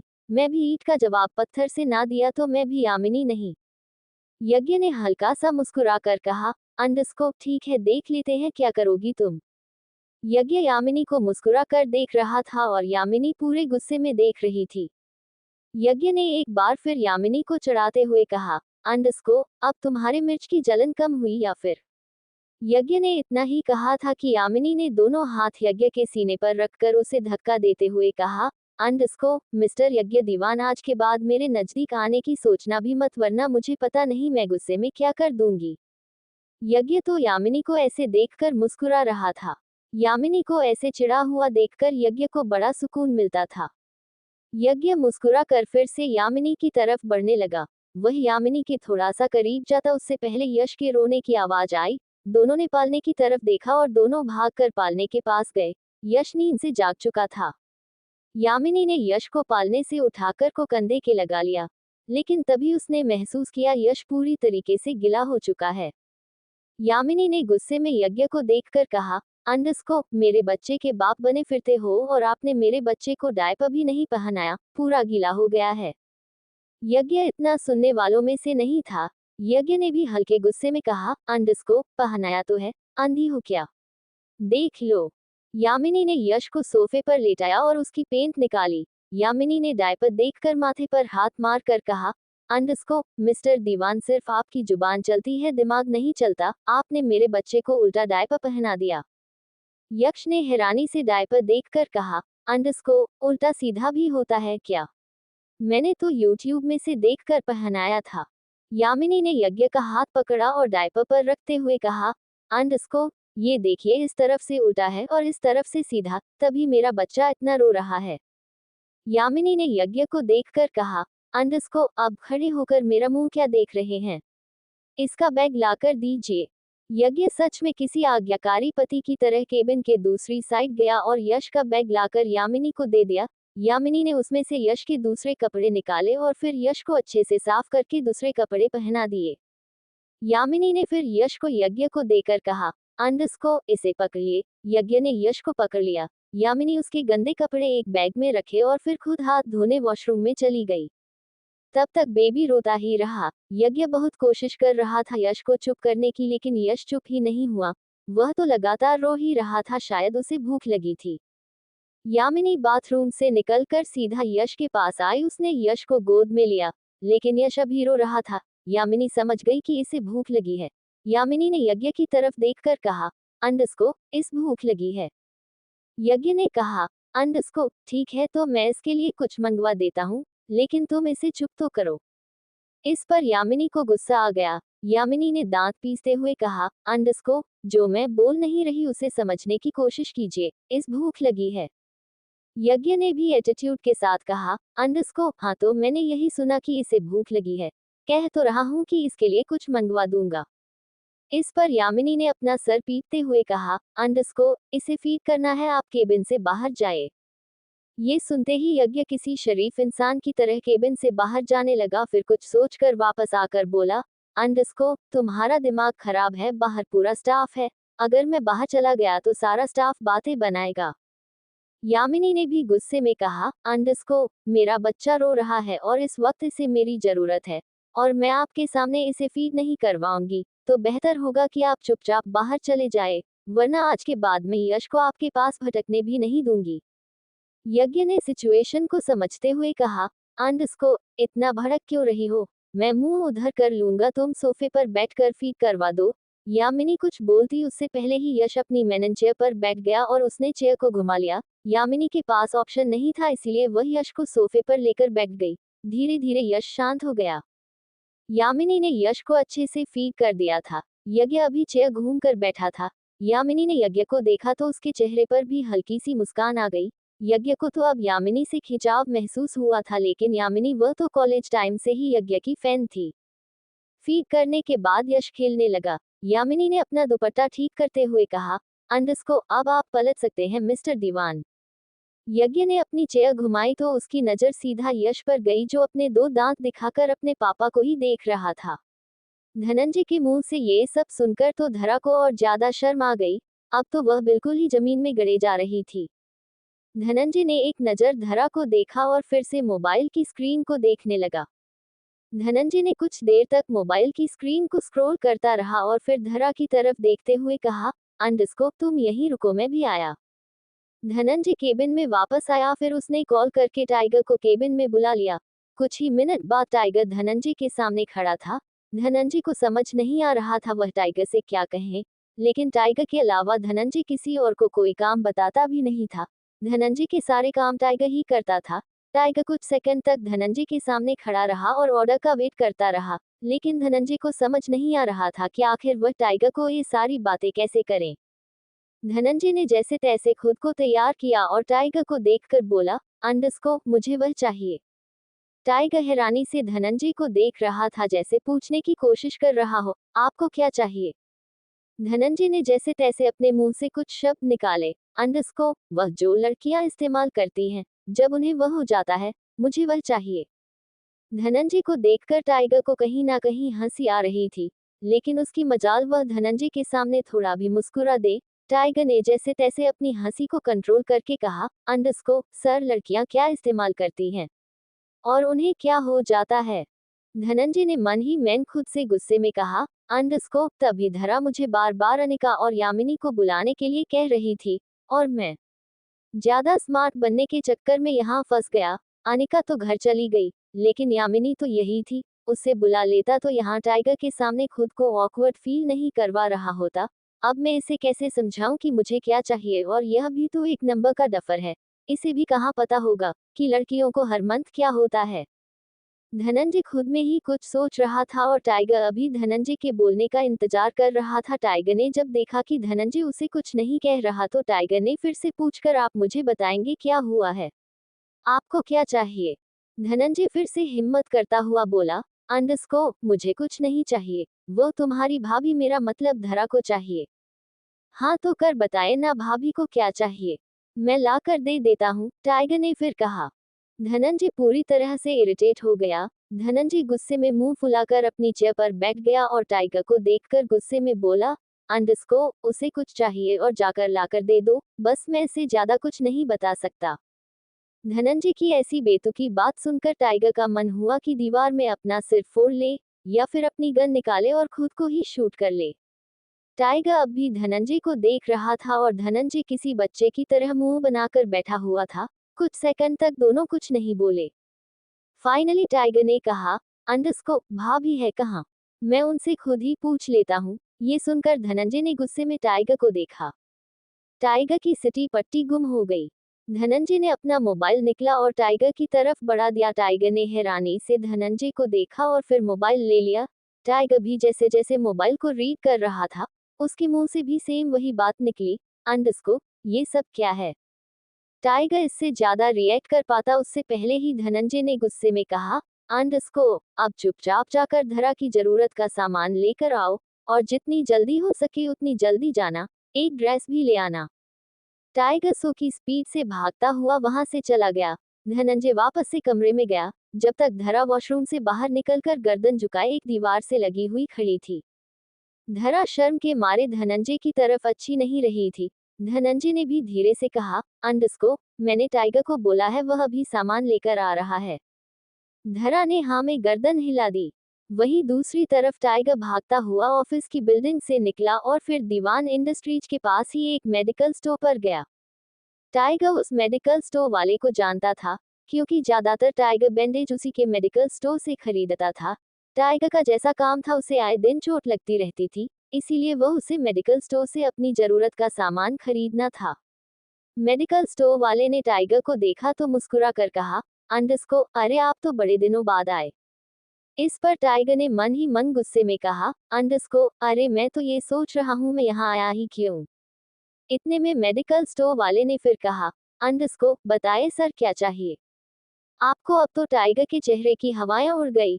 टाइगर ने आज तक ये सब नहीं खरीदा था, इसलिए टाइगर को भी मेडिकल स्टोर वाले आदमी से बोलने में हिचकिचाहट महसूस हो रही थी, लेकिन उसके पास इतना टाइम भी नहीं था कि वह उसे समझा सके, इसलिए उसने भी जल्दी से मोबाइल निकाला और मेडिकल स्टोर वाले के सामने कर दिया। मेडिकल स्टोर वाले ने उस मोबाइल में देखा और फिर हंसकर कहा, अंडरस्कोर अरे तो इसमें शर्माने वाली क्या बात है, ये तो हर लड़की को होता है। ये तो खुशनसीब की बात है, इसका मतलब यह है कि भगवान ने हर लड़की को मां बनने का सौभाग्य दिया है। इतना कहकर उसे मेडिकल स्टोर वाले ने जरूर का सामान एक पैकेट में रखा और टाइगर के सामने रख दिया। टाइगर ने जल्दी से ऑनलाइन पेमेंट की और उसे सामान को लेकर जाने लगा। तभी मेडिकल स्टोर वाले ने पीछे से आवाज लगाकर कहा, अंडरस्कोर अरे टाइगर साहब आपने बताया नहीं आपकी शादी हो गई। अब तो टाइगर को और ज्यादा गुस्सा आ रहा था। टाइगर अक्सर इस मेडिकल स्टोर वाले के पास आता था, इसलिए उस आदमी से टाइगर की अच्छी बनती थी। टाइगर उस मेडिकल स्टोर वाले को बिना जवाब दिए जाना भी नहीं चाहता था, इसलिए वह पलटा और वापस आकर बोला, अंडरस्कोर ये सब मेरी बीवी के लिए नहीं है, किसी और के लिए है। इस पर मेडिकल स्टोर वाले ने हंसकर कहा, अंडरस्को अच्छा तो आपकी भी गर्लफ्रेंड है। अब गर्लफ्रेंड है तो शादी भी जल्द हो जाएगी। टाइगर इरिटेट होता हुआ बोला, अंडरस्को अरे भाई साहब मेरी गर्लफ्रेंड भी नहीं है, ये किसी और लड़की के लिए है, समझ लीजिए मेरी भाभी के लिए है। मेडिकल स्टोर वाले ने अपनी गलती मानते हुए कहा, अंडरस्को अच्छा अच्छा मुझे लगा आपकी जिंदगी में कोई है, कोई बात नहीं बहुत जल्द आपको भी आपकी धर्मपत्नी मिल जाएगी। टाइगर ने हंसकर कहा, अंडरस्को हाँ हाँ देखते हैं कब मिलती है। इतना कहकर टाइगर फुल स्पीड से भागता हुआ वापस से बिल्डिंग की तरफ आने लगा, लेकिन रास्ते में वह एक लड़की की स्कूटी से टकरा गया। टकराते ही वह सारा सामान नीचे गिर गया। टाइगर ने उस लड़की की तरफ देखकर दांत पीसते हुए कहा, अंडरस्को अंधी हो दिखाई नहीं देता, बिल्ली कहीं की रास्ता काट गई। उस लड़की ने अपना हेलमेट निकाल और अपना दुपट्टा चेहरे के नीचे करते हुए टाइगर को देखकर गुस्से में कहा, अंडरस्को मरने के लिए मेरी ही स्कूटी मिली है, सड़क पर इतने बड़े बड़े ट्रक जाते हैं उनसे टकरा कर क्यों नहीं मर जाते। टाइगर ने जल्दी जल्दी अपना सामान बैग में डाला ताकि वह लड़की देख ना ले, और फिर खड़ा होकर उस लड़की को देखकर बोला, अंडरस्को तुम्हें लगता है कि तुम जरा सी लड़की और तुम्हारी जरा सी स्कूटी से टकराकर मेरे जैसा लंबा चौड़ा आदमी मर जाएगा, रात को दिखाई नहीं देता, उल्लू के खानदान से हो।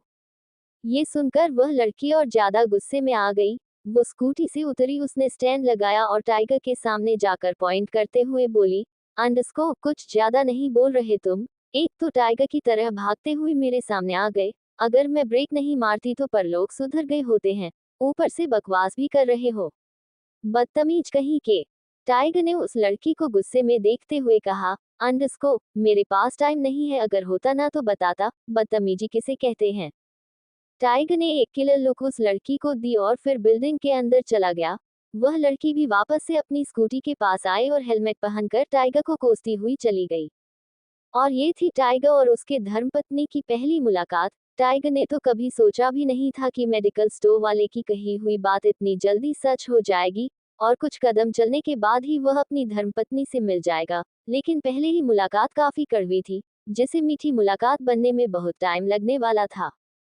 टाइगर भागता हुआ धनंजय के केबिन में गया। धनंजय ने टाइगर को देखकर दांत पीसते हुए कहा, अंडरस्को इतनी देर लगती है।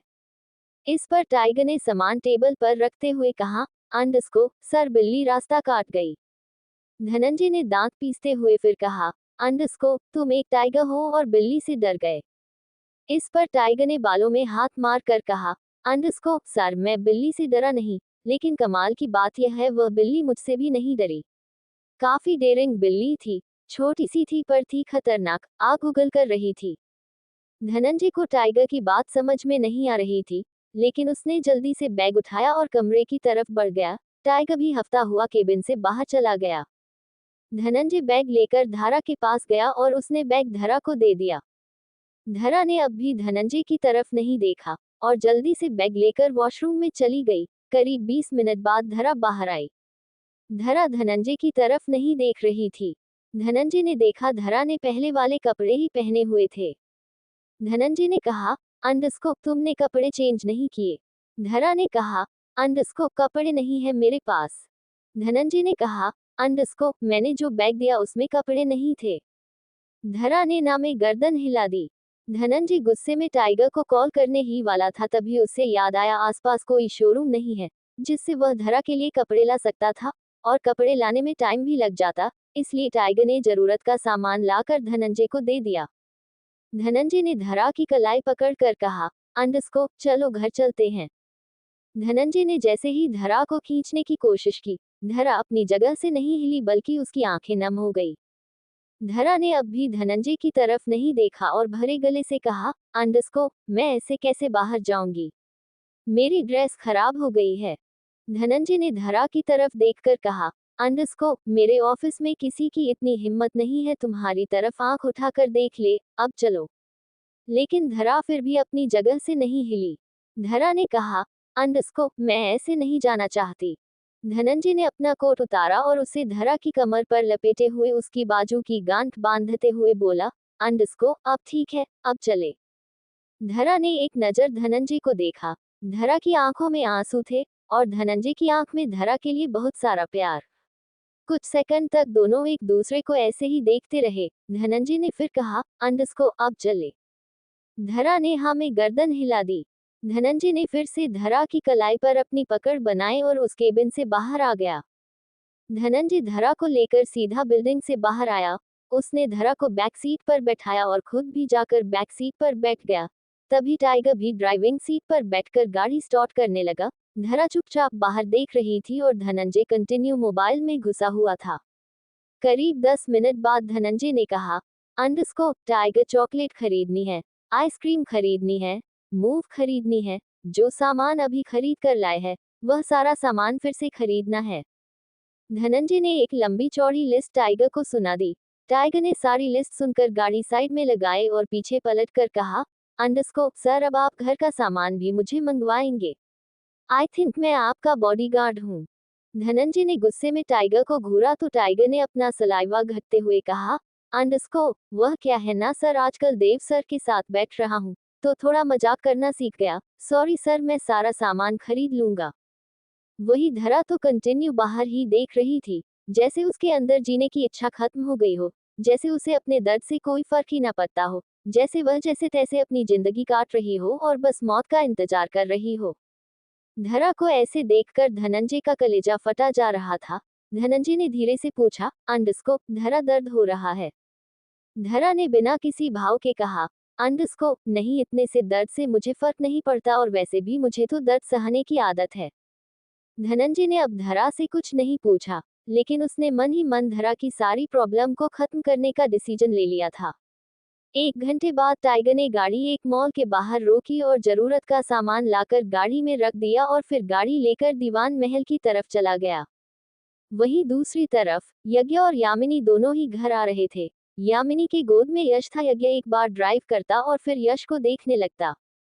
अचानक ही यज्ञ ने गाड़ी एक रेस्टोरेंट के बाहर रोक दी। यामिनी ने यज्ञ को देखकर हल्के गुस्से में कहा, अंडस्को रोज रोज बाहर का खाना खाना अच्छी बात नहीं। यज्ञ ने सीट बेल्ट खोलते हुए कहा, अंडस्को मेरे बच्चे की माँ, बिना सोचे समझे मत बोला करो, मैं सिर्फ आइसक्रीम लेने जा रहा हूँ। इतना कहकर यज्ञ गाड़ी से उतर गया और रेस्टोरेंट के अंदर चला गया। उसके जाते ही यामिनी ने यश को देखकर कहा, अंडस्को तेरे पापा इतना क्यों बोलते हैं? तू अपने पापा को समझा नहीं सकता कि इतना नहीं बोलना चाहिए? तू क्या समझाएगा? मुझे तो डर है कहीं तू भी अपने पापा जैसा ना हो जाए। लेकिन याद रख, अगर तू अपने पापा जैसा हो गया तो तुझे मैं बहुत पीटने वाली हूँ। तभी यज्ञ आइसक्रीम लेकर गाड़ी में बैठ गया। यज्ञ ने आइसक्रीम यामिनी को देते हुए कहा, अंडस्को ये लो खा लो। यामिनी मुंह बनाते हुए कहा, अंडस्को मैं इसे नहीं खाती, मैं ये वाली खाऊंगी।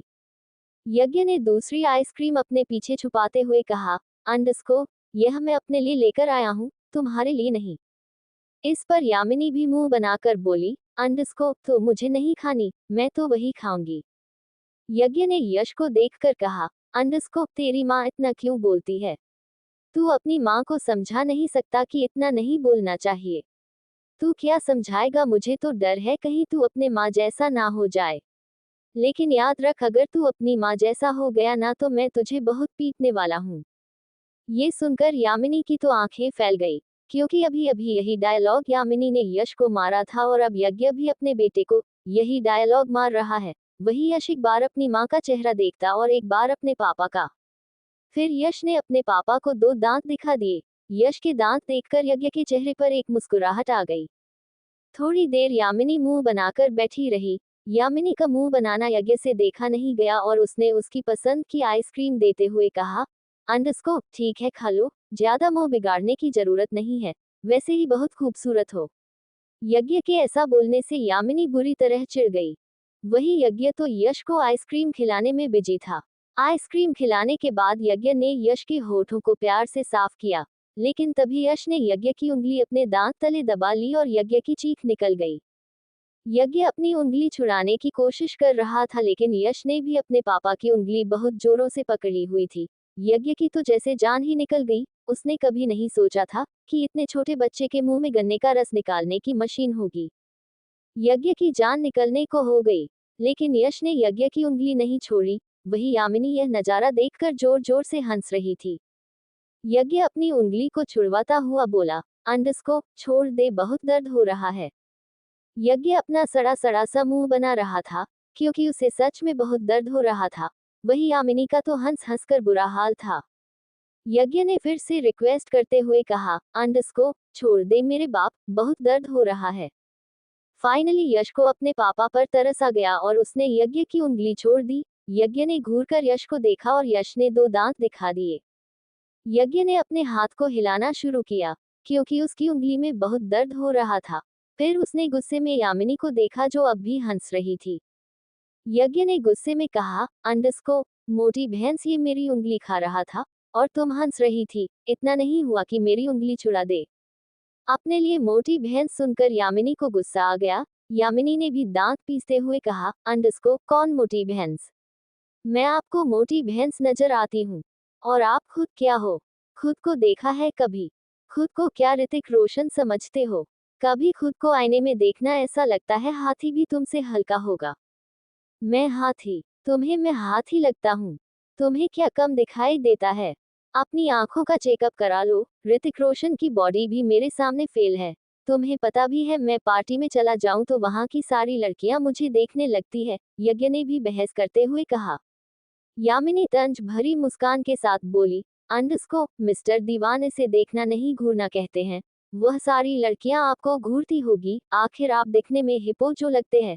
सारी लड़कियां सोचती होगी कि जंगली जानवर हम इंसानों के बीच क्या कर रहा है। यज्ञ की और यामिनी की बहस बढ़ती जा रही थी और यश उन दोनों को हैरानी से देख रहा था और फिर एकदम से खिलखिलाकर हंसने लगा। यश को हंसता हुआ देखकर यज्ञ और यामिनी दोनों ही उसे देखने लगे और दोनों के चेहरे पर उसे देखकर एक मीठी सी मुस्कुराहट ठहर गई। यज्ञ ने एक बार यामिनी को गुस्से में देखा और फिर गाड़ी स्टार्ट कर दी। वही दूसरी तरफ धीरे धीरे अंगद की आंखें खुल गई। उसने अपने पास अनिका को देखा जो बिल्कुल उससे चिपक कर सो रही थी। अनिका को देखकर अंगद के चेहरे पर हल्की सी मुस्कुराहट आ गई और उसने झुककर अनिका के माथे को चूम लिया। अंगद के स्पर्श से अनिका की भी आंख खुल गई। अनिका अंगद को देख रही थी। दोनों ही एक दूसरे की आंखों में देख रहे थे।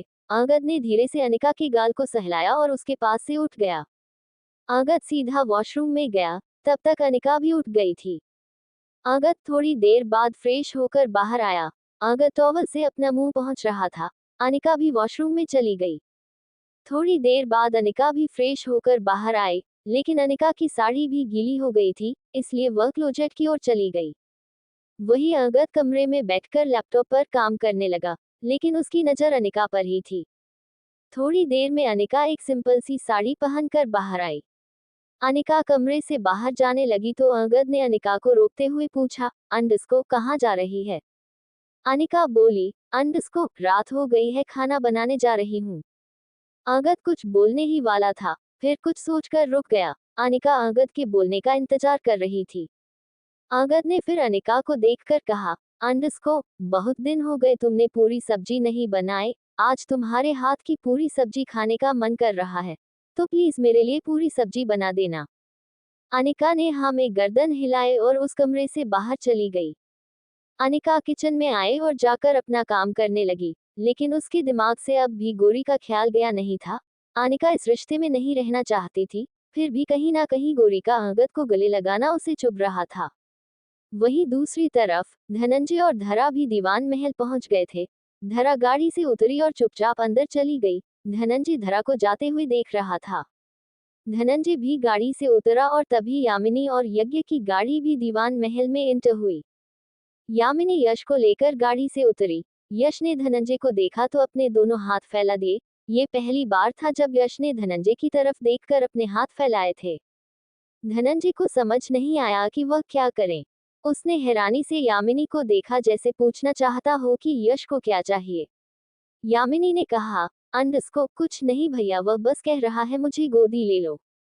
यामिनी ने फिर यश के हाथ नीचे करके कहा, अंडस्को चलो, यश माँ के साथ खेली खेली करेंगे, अंदर चलो।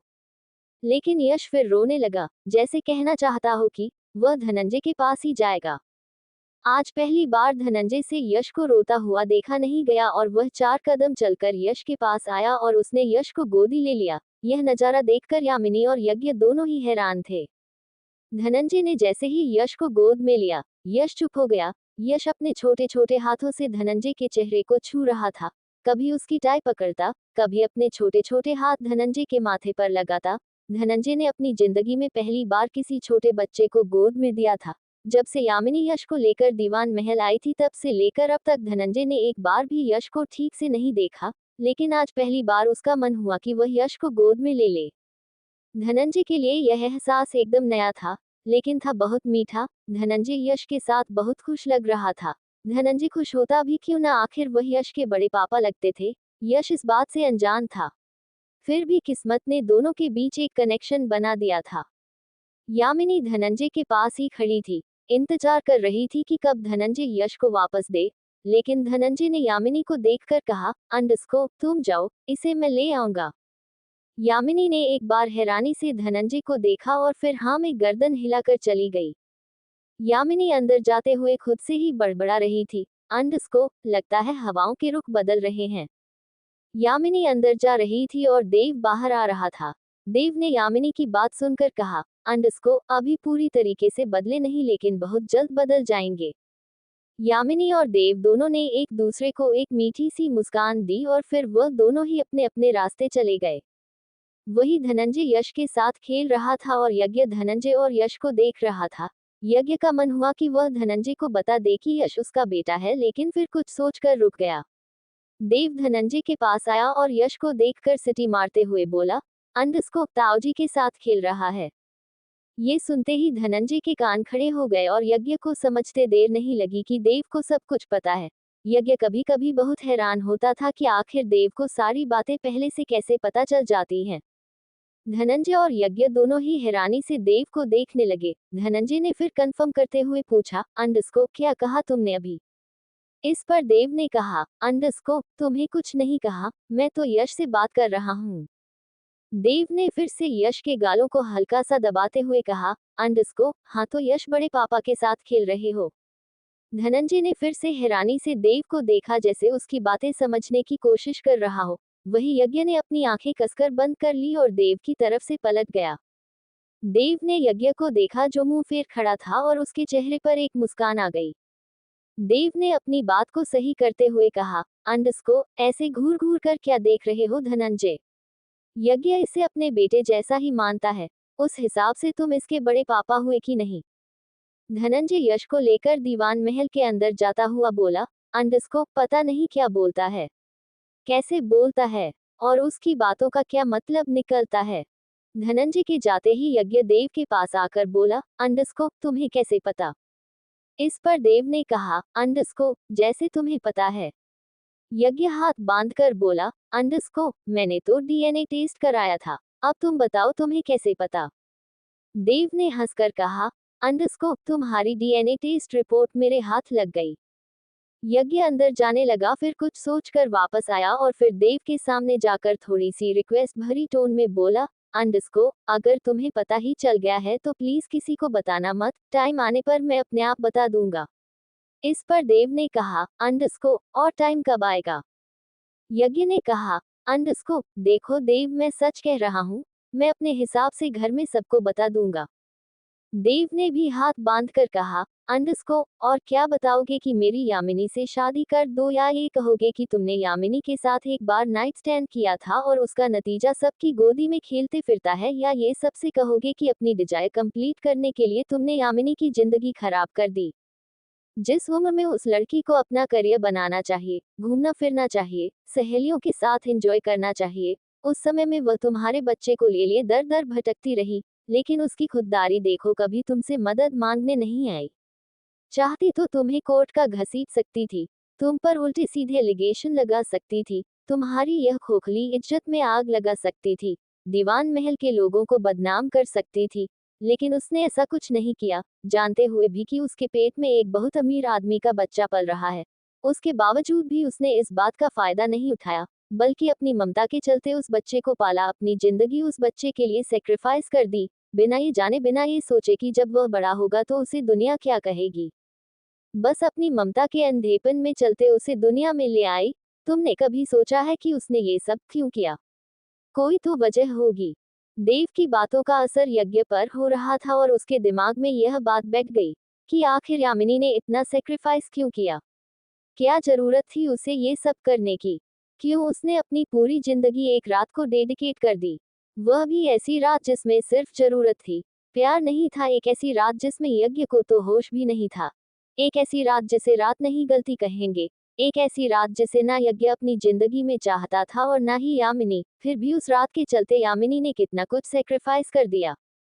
यज्ञ ने धीरे से देव की तरफ देखकर कहा, अंडस्को देव, तुम्हें तो सब कुछ पता है, तुम ही बताओ उसने ऐसा क्यों किया। वह अपनी जिंदगी में आगे क्यों नहीं बढ़ी। देव ने हंसकर कहा, अंडस्को यज्ञ, तुम्हें मैं शक्ल से पागल नजर आता हूँ। मैं इस कहानी का हीरो हूँ और तुम्हारी जिंदगी में बवाल मचाने आया हूँ। तो मुझसे तो उम्मीद मत करना कि मैं तुम्हें सच बताऊंगा। सच ढूंढने की जिम्मेदारी तुम्हारी है। तुम सोचो, तुम ढूंढो, तुम यामिनी के मुंह से सच बुलवाओ कि उसने आखिर यह सब क्यों किया। देव अपनी बात बोलकर दीवान महल चला के अंदर चला गया और यज्ञ देव को जाते हुए देख रहा था। यज्ञ ने फिर खुद से कहा, अंडस्को सच में ये तो जिंदगी में बवाल मचाने आया है। अच्छी खासी जिंदगी चल रही थी, लेकिन अब देखो जिंदगी में खुराफात मची हुई है।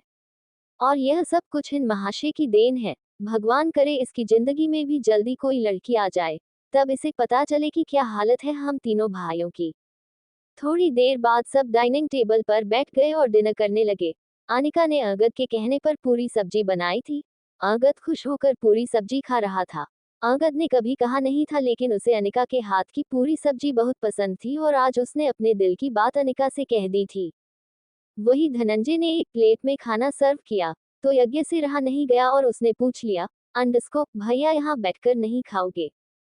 इस पर धनंजय ने कहा, अंडस्को अपने लिए नहीं ले जा रहा, धरा के लिए ले जा रहा हूँ। उसने कुछ नहीं खाया, उसकी तबीयत ठीक नहीं है। आगद ने खाना खाते हुए पूछा, अंडस्को क्या हुआ है भाभी को। आगद के मुंह से भाभी सुनकर देव को हंसी आ गई।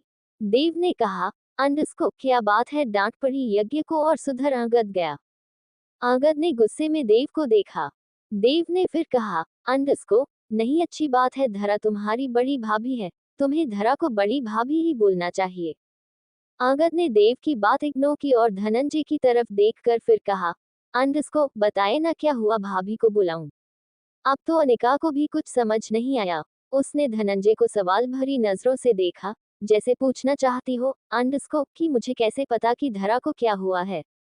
धनंजय ने एक नजर अनिका को देखा और फिर अपने कमरे की तरफ जाते हुए बोला, अंडस्को औरतों वाली समस्या। ये सुनकर अनिका की आंखें फैल गई। अनिका समझ गई कि धरा को क्या हुआ है। अनिका भी कुछ दिनों से धनंजय के अंदर बदलाव देख रही थी और आज धनंजय को ऐसे देखकर अनिका को कहीं ना कहीं अच्छा लग रहा था। आगद ने फिर अनिका को देखकर पूछा, अंडस्को क्या हुआ है धरा भाभी को। अनिका नजरें चुराती हुई बोली, अंडस्को मुझे नहीं पता।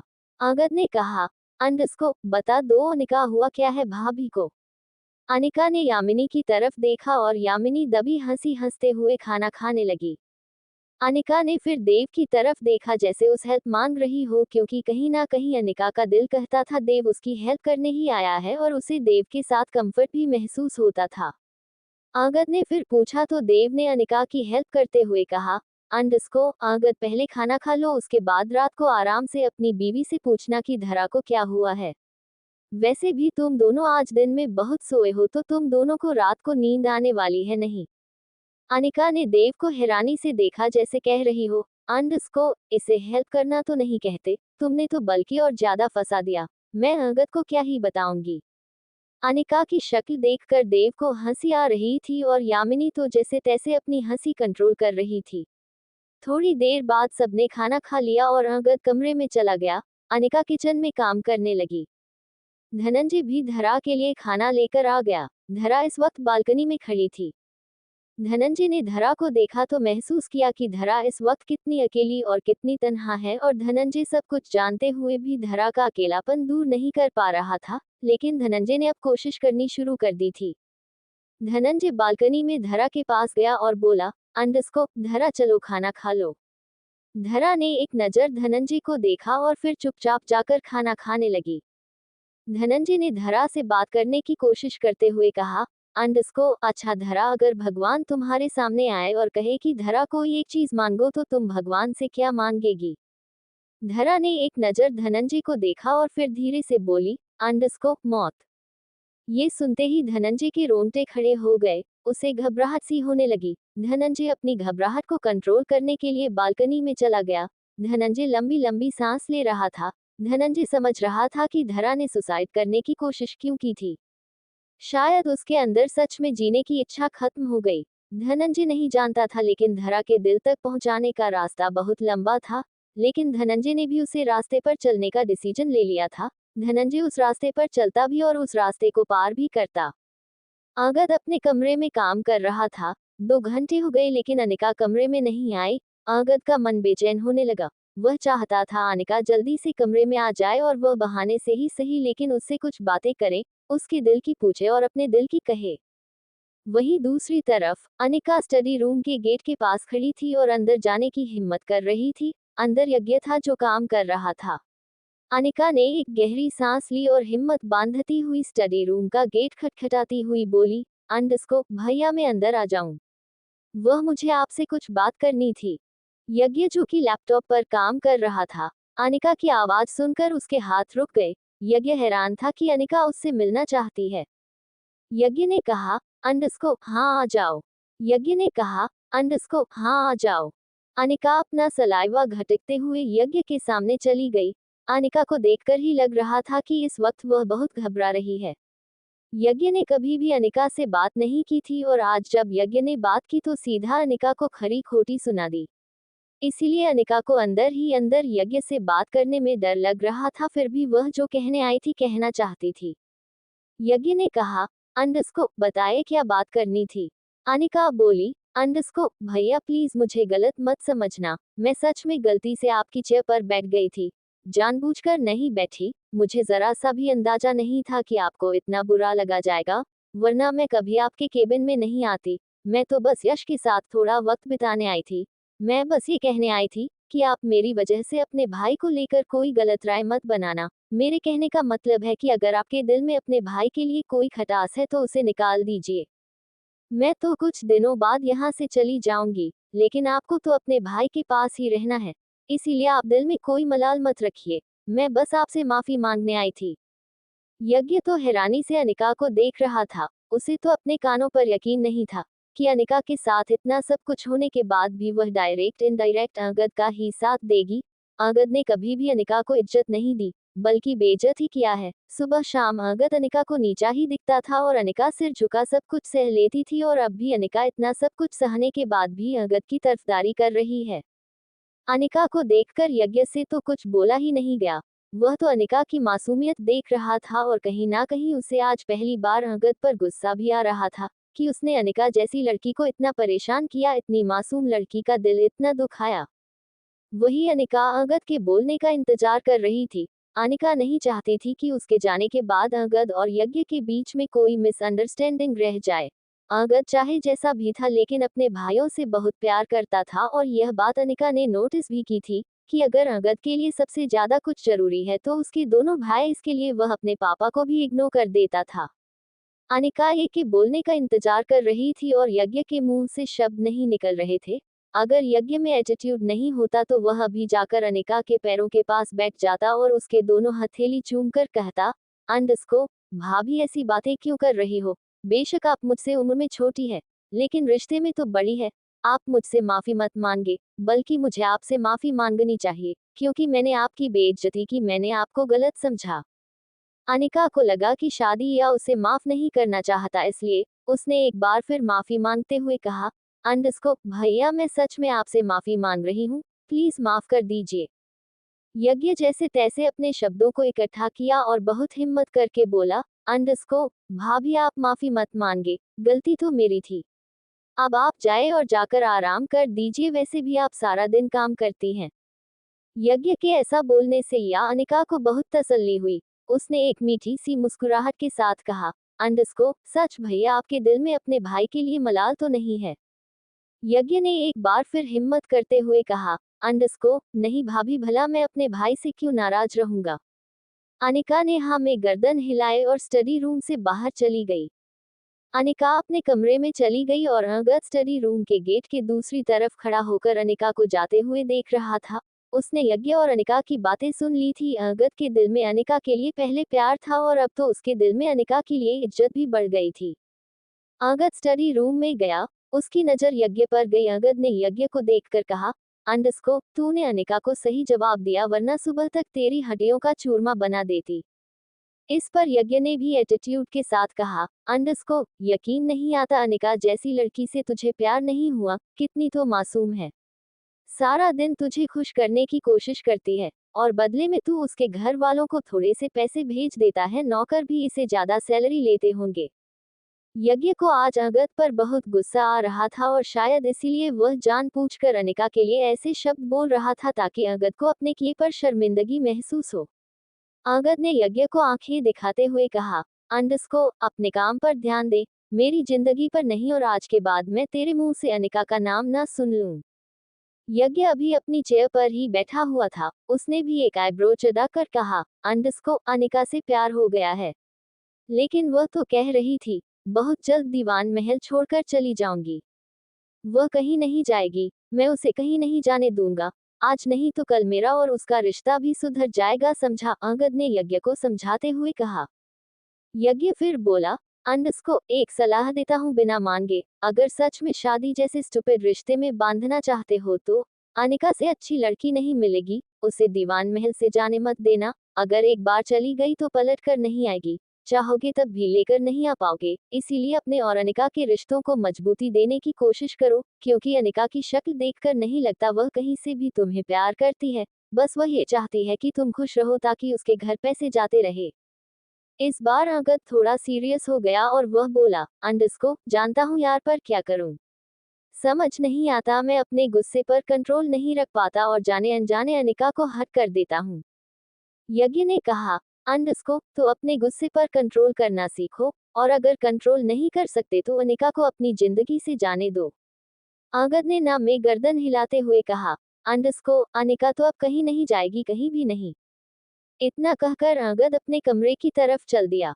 अंगद जब कमरे में आया तो अनिका अंगद के कपड़ों पर प्रेस कर रही थी।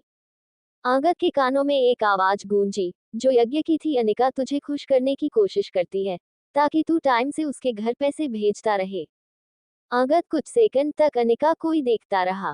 फिर उसने अनिका से कहा, अंडस्को, अनिका, मुझे प्यास लगी है। अनिका ने प्रेस साइड में रखी और अंगद के लिए किचन में से पानी लेने चली गई। अंगद के चेहरे पर एक शरारती मुस्कान आ गई।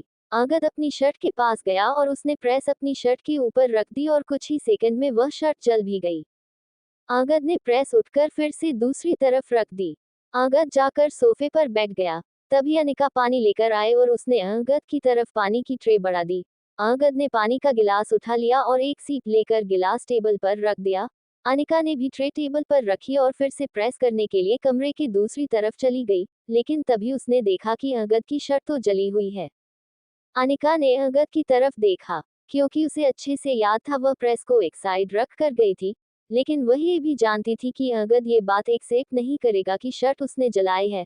अनिका ये सोच रही थी कि आखिर अंगद ने जानबूझकर अपनी शर्ट क्यों जला दी। अनिका अंगद को देख रही थी और तभी अंगद ने भी नजर उठाकर अनिका को देखा और आईब्रोज चढ़ाकर पूछा, अंडस्को, ऐसे क्या देख रही हो? अनिका ने ना में गर्दन हिला दी। अंगद ने फिर शरारत भरी मुस्कान के साथ कहा, अंडस्को, क्या हुआ, तुम इतना घबरा क्यों रही हो?